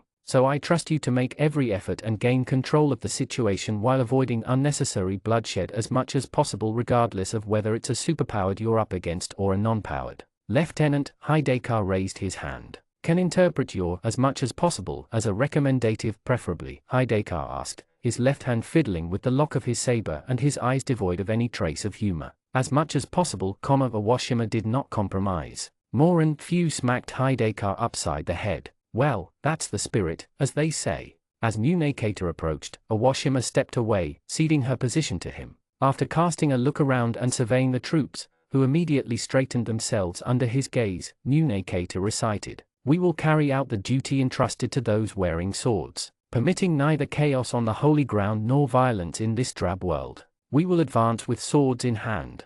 For our cause is pure. Men, draw your swords." "Yes, sir." At Owashima's command, Akiyama, Benzai, Kamo, Daomayoji, all the members of the Special Ops squad lined up in one line released the lock on the sabers at their waists, drawing their swords one by one. Blue glow engulfed the blades as each of them unleashed their superpower. Munekata was the last one to unsheath his sword. His blade emitted light of a completely different level of intensity than his subordinates, bathing his surroundings in it. As if drawn out by the power of their king, the troops' power also strengthened, dyeing the whole neighborhood blue. Inside the command and intelligence vehicle, the personnel of the intelligence unit of the Special Ops squad were reporting the situation, checking the data provided by the onboard information system and displayed on the monitors. Activation of Captain Munekata's sanctum, confirmed. The Sword of Damocles, taking physical form. One of the members in front of the monitors turned around. Fushimi-san. The chief of the intelligence unit Fushimi was looking up at the sky out the vehicle's window. "Ah, it's visible now."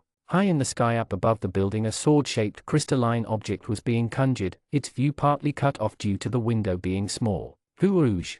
Fushimi narrowed his eyes, letting a cynical smile tug at the corners of his lips. "Geez, what a stupidly huge thing. Charge in." Together with Owashima's command, power in the building was cut off. A saber reinforced with super ability cut through the lock on the fire door like a knife through butter, opening the way. The operatives of the Special Ops squad poured in, proceeding to the top floor of the building which was going to serve as the site of this operation. The only weapon the members were equipped with was a standard-issue saber. Conventional weapons and protective gear were ineffective when combating superpowers. If anything, weight and restrictions they posed on the freedom of movement could easily prove fatal. Inside, there was a barricade made with overturned tables. From the safety of it, several men fired bullets and threw blade weapons imbued with their psychic powers. The members of the Special Ops squad held up their sabers, consciously concentrating and extending the field from the blades forward, creating a shield of light to fend off the attacks. Once the shield was in place, one of the members contracted his field to a narrow blade of light and launched it at the attackers, cutting the barricade clean in two, bisected pieces of it clattering as they fell to the floor. That done, another operative made a few thrusting motions not unlike fencing,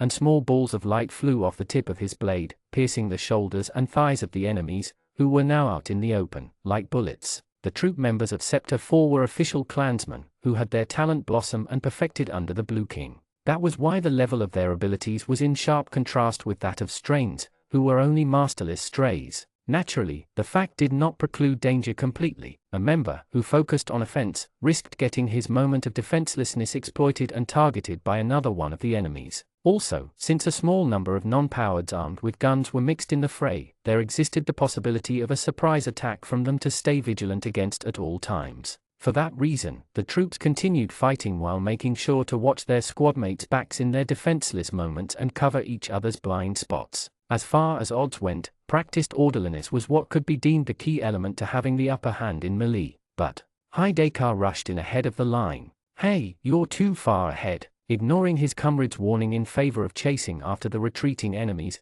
Haidekar charged ahead alone. "Dongsha, run away from me," he howled at them. "Come on, bring out your arrows, guns or whatever it is you got. Try to hit me, if you can, that is." As if in response to his challenge, a small can-like object rolled to his feet. A hand grenade. Given that they fought a closed-quarters battle in a confined space, no one considered the possibility of explosives being actually brought into play. Reflexively, Haidekar and the other squad members behind him put up their light shields, poised forward. The can detonated, blinding light and thunderous roar stunning the operatives. A flash grenade, then. Haidekar, isolated up in front, took the brunt of the enemy attack. Rendered blind and deaf, he had no means to protect himself, and his comrades could not help him. Maintaining their own shields through loss of bearings and blurry vision took all of their concentration. Haidekar. Before Haidekar's unseeing eyes, a black wall sprang up. No, what looked like a wall was actually an enormous back. The one-armed giant Zanjuguki had wedged himself between Haidekar and the enemy. His saber was not drawn. The scabbard he was casually holding with an underhand grip glowed with bluish-white light. Not changing the grip, Zanju raised the scabbard above his head and slashed with it downward and sideways. The bullets and blades imbued with psychic powers that were flying at Haidekar got knocked down all at once. That done, with a thrust of his elbow, Zanju sent Haidekar, who was trying to feel his way to keep going forward, flying backward. Gah! Breath knocked out of him by the blow, Haidekar flopped down gracelessly onto his fellow squadsman. The moment the enemy's attention switched from Haidekar to Zanju. Slam! Zanju attacked. Reinforcing his jump foot with his superpower, he bridged the distance of 5 meters in one stride, plunging straight into the thick of the enemy group. Making full use of the momentum, the first blow from his saber's scabbard broke an arm of one of his opponents, the second blow dug the scabbard's tip deep into another opponent's solar plexus. Another step, and another enemy folded in two, having his kneecap kicked out from under him. The last attacker tried to run, only to be brought down with a slash to the back. For superpowers had been taken care of in the blink of an eye. One of the defeated enemies was still conscious. Producing a gun he had hidden on him, he fired. Zanju made a waving motion with his hand, like swatting a fly. His scabbard, still imbued with light, flicked the bullet away. Zanju-san was all Inomoto, busy nursing Haidekar, could express. "Are you a monster?" Fuse asked, sounding utterly dumbfounded. Zanju answered nothing. The one-armed demonic swordsman simply stood there vacantly stock still, exuding an aura that overwhelmed friends or foes alike. Room by room, the enemy was gradually retreating deeper and deeper inside the building. The troops were in pursuit, switching positions back and forth among themselves to make sure that their backs and blind spots stayed covered at all times, slipping deeper into the bowels of the floor like one fused being. The enemy counterattacked precisely and tenaciously. Several operatives had been injured, falling victims to sly combinations similar to the one Haidekar was subjected to, a concentrated offensive in the wake of a surprise attack. The odds were not improving as the time went by, although none of the wounds suffered were grave. As the number of the injured and retreating members increased, the overall advance of the troops slowed down, the momentum slowly ebbing away. As for the enemy, they could no longer afford to shelter their wounded. Those left behind were put into anti-strain restraints and escorted to the back. Although both sides were exhausted, Sector 4 seemed to be gaining the upper hand, except, "Looks like we're playing right into the enemy's hands here," Fushimi commented over the intercom link when he contacted Munekator at the site. "Their equipment isn't exactly adequate and their level of proficiency with their powers is low. All the same, they seem awfully well versed in the anti-superpowers tactics that we use, and their teamwork is well coordinated." From the GPS position data, as well as the encounter location information that PDAs of each member sent, the positioning of the entire force was mapped out on the monitors around Fushimi. Moreover, the location of the enemies was also being tracked down manually based on the footage from wearable cameras that a few operatives were equipped with and audio reports. To top it off, this is not exactly going like your typical siege. Communicator nodded in agreement. Yes, by employing the tactics of abandoning disposable foot soldiers at the site once they lose their use, the enemy is attempting to wear our forces down. Those foot soldiers must be insanely loyal to go through with a plan like that without objection, huh? Or, possibly, they are simply being used by whoever it is that stands behind them. Either way, we can't take the mounting exhaustion of our forces lightly. I suggest we temporarily retreat and regroup before someone finally dies. Was Communicator's non-answer to the crudely expressed suggestion. Putting a hand to his chin, he looked to be deep in thought, listening to the clamor of battle raging up ahead. Just then, Captain Inomoto ran up to him. This is a PDA we seized from one of the captured enemies. The all-purpose PDA that Inomoto held out was a commonplace market model you could find anywhere. What was strange about it was that it had signal. Before the troops charged in, all operations of the base station providing mobile communications coverage for the area had been temporarily suspended on the authority of Sector 4. So the enemy established a communication channel through some other peculiar means. This was the only explanation. Inomoto called up the call and address logs. The opponents we're fighting are, most likely, a hastily gathered group. They call each other by their assigned numbers. Communicator checked the display of the PDA. 22 contacts in total from number 1 to number 22.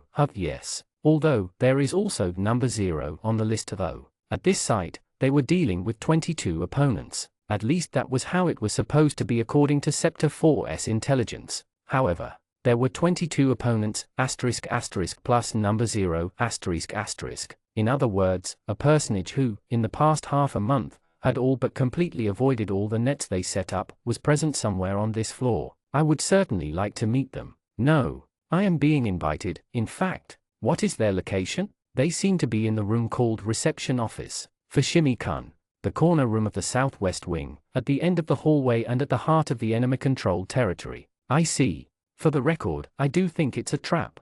Well then, Communicator smiled. But it's dangerous, sir. I do not doubt it is. Communicator calmly answered Awashima's protest. Awashima-kun, I ask you and the rest of the troops to hold this position for another, let's see. 15 minutes should be enough. If, by some chance, I am not back in 15 minutes, feel free to give retreat orders at your discretion and in accordance with the situation. But Awashima opened her mouth to protest again but fell silent, leaving her objection unfinished. As he gazed in the direction of the unknown enemy on the other side of the walls, a daring expression she had never seen before adorned Communicator's countenance. Well then, shall we go? Turning around, Communicator ordered tersely, accompany me, Zenju. Without a word, Zenju stared at Communicator, then took a step forward just as wordlessly. Communicator started towards the heart of the enemy territory with long strides, and Zenju followed close behind. About a dozen of enemies that still remained and were lying in hiding, launched a barrage of attacks on the two people casually walking right down the middle of the hallway. Blades and bullets imbued with the attacker's powers, as well as regular lead ammo and even lumps of concrete were fired and thrown at the two from all sides. Communicator, smile on his lips never faltering, dodged the attacks or repelled them with a light flick of his wrist.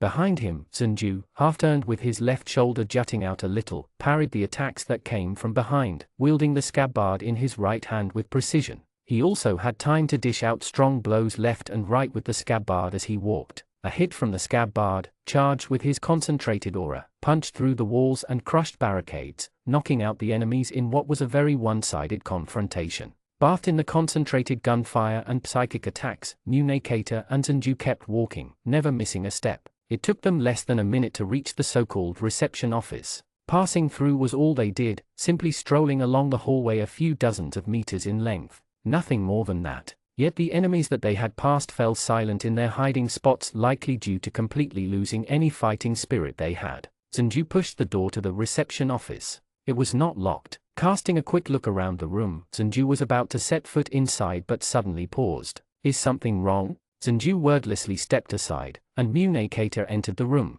A glance, and, well, we have been tricked, positively, Communicator said with a wry smile. The one to receive Communicator and Zenju in the reception office was a black kitten. It was sitting on a table, meowing quietly. Hee hee. So you are number 0. Jumping off the table, the kitten came closer, and Munekater leaned down, reaching out his hand towards it. The kitten dodged it though, opting to nuzzle against Zenju's feet instead. Munekater smiled a troubled smile. Ever since I remember myself, I have always been disliked by animals. The kitten wore a green collar on its neck, which had a small box-shaped object attached to it. Zenju strapped the scabbard of his saber back to his hip and kneeled down. Holding out his hand to the kitten and lightly petting its head with his fingertips, he deftly unfastened the collar and presented it to Munekater. Munekater took and carefully examined it. I see. Someone was apparently providing the superpowered instructions via this transponder. Its make seems quite elaborate, too. The corners of his beautifully shaped lips lifted in a delicate smile. Green.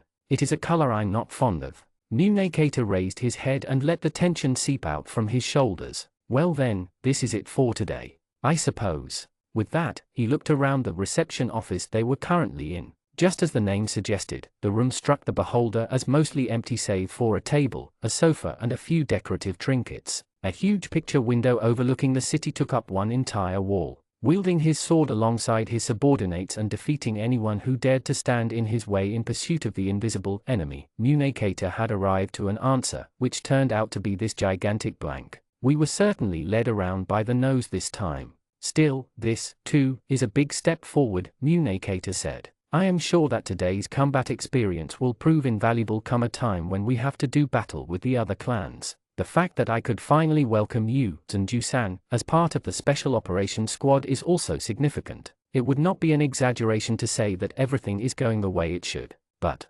everything, huh? Zenju muttered. Oh, as if sensing something in Zenju's tone, Munekater turned off the intercom on his collar. Zenju-san, let us have a little private chat before we summon Awashima-kun and the others. Huh? Zenju made a puzzled face. Munekater continued. I believe Kazuhara-kun had asked you a question along the same lines once before, namely, had the man named Zenju lost his value the moment he lost his left arm? Munekater looked pointedly at Zenju's left arm with a stare so direct that some would find it rude. My answer would be no. I would even go as far as to say that it is through the loss of your arm that you have achieved completion. The kitten was purring and rubbing its head against Zenju's fingertips, while Zenju himself remained silent. In the same fashion, through the loss of squadsman Kazuhara, my Scepter 4 is now on its way to completion. A death was necessary for the organization to achieve the state of completion. It might be prudent to put it this way. Zenju finally said after a lengthy pause. Kazuhara was meant to die, is that what you're saying?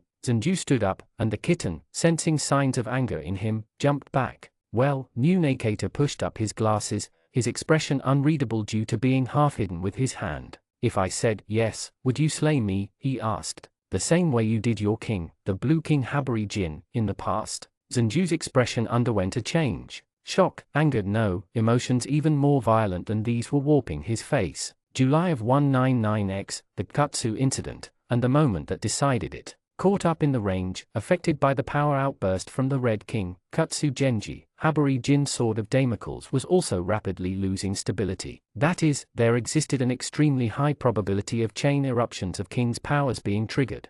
Munekater kept talking, even as Zenju's face froze in an expression of fury. Were two such outbursts to occur at the same time and place, theoretically, the resulting amount of energy, exponentially increased due to synergistic effect, would be enough to submerge the whole Kanto region after burning it down to cinders. It is not at all far-fetched to surmise that the country itself would collapse in the aftermath. As if seeking to draw out a reaction from Zenju, Munekater continued his monologue. At that moment, one king's life was weighed against the future of a whole country on the scale of fate. And a single Godsped stroke of your sword saved this country by delivering instant death to the Blue King and, consequently, obliterating his Sword of Damocles faster than an outburst could occur. Zenju was not answering. He stood there silent, with his gaze boring into the floor. True, he was the one to slay Habari. He did not mean to avert his eyes from that fact. But at the same time, that action was not entirely his own judgment. He could not help thinking of it this way. His long sword flew out of its sheath smoothly and naturally, neither by his own will nor by someone's expectations, but driven by something akin to an impulse of tremendous magnitude. But that, again, would still mean that it was he who had slain Habari. That fact stood unquestionable, and its weight was not going to disappear any time soon. More than 10 years had passed, but he still was not sure if what he had done at the time was right. Only, the image of Habari that had been burned into his mind. That's right. That's how it should be. Habari smiled as he said that, bright and refreshing, and this memory was the only thing that kept him going. Yes, you were right. Was now being overlaid with the image of Munekator before him. No, this was wrong. This man was not Habari, not his king, crystal pure to the point of transparency. Zenju's hand reached for the hilt of the saber strapped to his hip, and froze on it, unmoving. Zenju hesitated. Who was this man? What was lurking in the depths of his smile? Was he toying with people's lives simply out of sickening wickedness of his heart? Or was he someone so great, with resolve to pursue justice so adamant that it defied understanding by a mere mortal? He lost count to how many tens thousand times he kept asking himself those questions ever since meeting Munekator Reishi. They continued to remain complicated still, with no clear answer forthcoming. Like a demon, or a beast, Zenju let out a roar. The ferocious will, dwelling inside him, was gnashing its teeth helplessly, chained. Should he cut down the man in front of him, or should he not? The two wills, two powers clashed within him violently, strained chains grinding against one another. Something was welling up rapidly in his chest. It felt as though his blood was boiling, and his muscles were about to rupture throughout his entire body. Zenju raised his downcast eyes, fixing Munekator with a stare that was loaded with spirit so intense that it could very well kill, yet Munekator met it head-on and with a fearless smile on his lips. That's when something that had nothing to do with his will, something that was much bigger than that, burst open within Zenju. Inside the long scabbard, immense power swelled up and exploded. The demon's blade flew out of its sheath, spraying the broken scabbard's fragments all around. Chapter 5 Epilogue Sword of Damocles. As Zenju's sword, glowing with radiant blue light, destroyed its scabbard on the draw, its point slashed across the space mere centimeters away from Munekator's nose. No, a few things happened simultaneously. The glass of the huge picture window shattered, a firework of sparks blossomed along the path of the demon blade, a portion of the wall blew out and a fist-sized hole opened in it. The identity of the thing that was responsible for shattering the glass, spraying a shower of sparks in midair and making a hole in the wall was one and the same. Namely, a 12.7mm round from a rifle. The heavy bullet that came zipping in at the supersonic speed breaking the window on its way in, was repelled by Zenju's saber, reinforced with his superpower. The black kitten bolted to hide under the sofa with a squeal. A sniper. The person most shocked at the realization was Zenju himself, despite also being the one to prevent said sniper from succeeding. The action he took was not conscious. Sensing the supersonic bullet with his animal instincts, he drew his sword and knocked the shot down on physical reflexes alone. Just then, abruptly, Zenju's body twirled again, and slashing through the space behind him even as his back was still turned to the window. Another shower of sparks flared in the air. The second shot got knocked off course to lodge in the wall as well. Zenju, with a motion that gave the adversary no openings to exploit, turned to the window and stood ready. Another 2-3 seconds passed. The third shot was not coming. Munekator turned on the intercom. Fushimi-kun, we came under a sniper attack. He glanced at the holes in the wall. The weapon used was probably a large caliber antimaterial rifle. The sniper's location is, most likely, there's a skyscraper in 2 clicks west-southwest. Yes, most likely there. Please notify the police. Already on it. Fushimi had already estimated the sniper's location from the blueprint of the room Munekator was in and the shooting range of the rifle used. Capturing the sniper was the police's jurisdiction, and Fushimi initiated the necessary urgent search procedures with them. Very well. Munekator cut off the intercom link once again. A sniper attack from 2,000 meters away using an AMR. Exceptional organizational capability was required to arrange for a large type of a sniper rifle like that along with a proficient sniper to handle it and successfully orchestrate the assassination attempt. Such resourcefulness of the enemy exceeded even Munekator's expectations. Sector 4 possessed a special right to inspect all sorts of public and official information networks in the metropolitan area, but it was not unusual for them to fall a step behind when it came to information not pertaining to supernatural factors. If it had not been for Zenju, the enemy's bullet, having slipped through the gaps in their information network and fired into the dead zone of their awareness, would have blown Munekator's head off. There could be no doubt about it. So this is today's final trap, or should I say, all the other moves that the enemy has made thus far were for the sole purpose of luring me into this situation, Munekator said unruffled. Why? Zenju asked. Why as in why did I intentionally step into the enemy's trap and expose myself to danger? Munekator inquired. Because nothing ventured, nothing gained. in order to draw out reactions from the unknown enemy and obtain intelligence on them. Using myself as a bait was the optimal choice, although that, too, only went well thanks to the strongest bodyguard one could possibly ask for, Zenjuguki, escorting me. That's not what I meant, Zenju said. Why did you feel the need to provoke me? Ah, that. Hee hee. At Munekata's chuckle, Zenju's face turned even more grim. This world is like a puzzle that one can only unravel through laborious effort put into facing it. That is how I view it. However, sometimes I feel like throwing reason to the wind and surrendering myself to heaven's decree. Heaven's decree. Zenju-san, your sword is yours, but, at the same time, it is not. Munekata shifted his gaze to the saber, now naked in Zenju's hand. A slash of your sword dealt quicker than you gain awareness of your action, surpasses the will of a mere mortal, becoming a manifestation of providence of sorts. In my opinion, that is, heaven's decree itself. Zenju answered nothing, only let out a low growl through clenched teeth. A pair of eyes with the spirit of a demon dwelling in them stared at Munekata. What these eyes saw was Munekata Riishi's bottomless smile, an ambiguous smile. Zenju's right hand, holding the saber, was heavy with power. But so long as that smile remained ambiguous, Zenju's hand would not move, could not swing the sword. Shall we go? Turning his back to Zenju, Munekata started walking. Someday, when you see through the person that I am to the deepest bottom, perhaps you will decide to slay me. Zenju followed him, staring at the nape of Munekata's neck as if ready to bite into it any moment. You are a swift blade, as well as a bomb on the verge of explosion. You are part of my power, yet at the same time beyond my control. In other words, Zenju-san, Munekata smiled, exposing his defenseless back to the gaze of the demon. To me, you are another sword of Damocles, involved in my fate. 30 minutes later, having subjugated the remnants of the enemy and secured custody of all the superpowered and non-powered at the site, 22 names in total and 1 animal, Sector 4's mission was complete, with damage suffered in action by the allied parties being negligible. For the first proactive sortie, the result left nothing to be desired. After leaving the building that served as the site of the operation and calling in the police to deal with the post-proceedings, the troops lined up in rows on the road in front of the entrance. Formally, the state of battle readiness would be terminated only with Munekata's coming out of the building. Present your swords. At Awashima's command, the troops assumed the posture of the sword salute appropriate for welcoming the head of the organization and, when Munekata finally came in sight, held their breaths. Passing through the entrance, Munekata kept walking calmly. Zenju was slowly trailing after him with the naked sword in hand, like a beast ready to sink its fangs into its victim at the first sight of an opening. As Munekata stepped into the street, he looked up into the clear sky, squinting at the bright light. There, right above his head, the enormous crystalline sword of Damocles was floating, producing a groaning sound as it did, with its tip pointed at him. Letting an enigmatic smile tug at his lips, Munekata started walking again.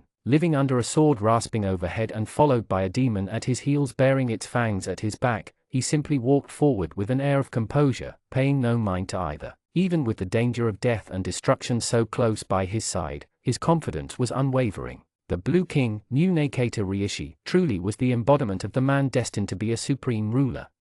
Chapter 6 End. Fire Blossom. The third king, Tsuo Mikoto, was dead. Naturally, Fushimi had never been present at a king's death before, nor did he know what happened to clansmen at their king's death. For that reason, he could not tell if what he was witnessing was normal under the circumstances or not. The embers of red light seeped out of the red clansman's marks, and Fushimi absent-mindedly watched them ascend into the sky. There, the lights amassed together, glowing softly. Somewhere amidst them, there was one from Fushimi's own body as well. It slipped out from under the old burn scar etched just beneath his collarbone, and floated up into the sky to mix with the others like it. It was an odd feeling. The members of Sector 4 scurried back and forth busily. There was a literal mountain of things waiting to be done in the wake of this incident, and he felt a massive headache creep up on him at the mere thought of it. And yet, despite his full awareness, he couldn't bring himself to move, just standing there strangely dazed. It resembles red flowers, don't you think? Came a quiet voice from behind him. Turning around, he saw Munekata standing there. There was a crack in the lens of his glasses, and his uniform was somewhat dirty. Fushimi knew Munekata was stabbed to the abdomen in the scuffle, and, until just a few moments ago, was receiving first aid in the vehicle, but no one would have guessed it from his looks, his posture still straight as a ramrod, like usual. The blood of Tsuo Mikoto his hand had been stained with had already been washed off. With that same hand Munekata pushed up his glasses. The third king was the symbol of violence, and yet his red is fading out like a delicate flower. You have got to appreciate the irony. The red lights above them brought to mind funeral paper lanterns, offered to Suo Mikoto and floating downstream. They also resembled a fading Homura mark, hazily painted on the backdrop of the sky, or, he had to admit, a bunch of red flowers blossoming on a tree. Or maybe, his parting gift to those he abandoned. He remembered the girl with crimson eyes that could only see red, who was always by Suo Mikoto's side. That was surprisingly romantic of you, Munekata commented. His tone wasn't teasing, on the contrary, the unusual seriousness of it only made it all the more irritating, and Fushimi clicked his tongue. Once we're back to HQ, I'll get to drawing up all the necessary paperwork regarding the death of Suo Mikoto, and of Totsuka Tatera as well, since it was put on the back burner till now thanks to all what was going on at the time. Sector 4, that is, Annex 4 of Census Division of Tokyo Regional Legal Affairs Bureau, was in charge of managing family register of all the registered kings, as well as their clansmen and strains. A king's death was also handled in the offices of Sector 4 as just another bureaucratic procedure. Generally, the real cause of death was classified, and the truth was only concisely recorded in Sector 4's internal documents, to be quietly stored away in obscurity. A thug died a dog's death. For the outside world, this would be the only truth. King or no king, in the end, you're still dismissed as a single scrap of paper, eh? It is the same for everyone. Things you have accomplished in your lifetime, influence you had on other people, your personality, your way of life, none of it matters. Once you die, your existence becomes but a record. The only difference between those with supernatural powers, like us, and ordinary people is whether that record is kept at a place open to the public or hidden away in a clandestine archive. The wind blew. It was a chilly and damp breeze carrying with it the last of the snow that was falling until just a short while ago. Munekata looked up at the sky, his long bangs swaying in the wind. Without meaning to, Fushimi kept staring at his profile, although it showed no signs whatsoever of what was going through the king's mind, until the man's eyes shifted abruptly to him. I expect we will be very busy for a while, but when spring comes, let us make some time and go flower viewing all together. If the red lights floating in the sky were what gave him the idea, then this proposal could certainly be viewed as being in an awfully morbid taste, but Fushimi only clicked his tongue once like usual and headed to the command vehicle. Fine by me, if we'll have time at all, that is. The color of Suo Mikoto's light, which had taken a visible shape and made him realize that it still lingered within him, as well as Yata's form as the redhead wailed under the bridge mourning Suo Mikoto, both forced into a corner of his mind, Fushimi went back to Sector 4's tedious work.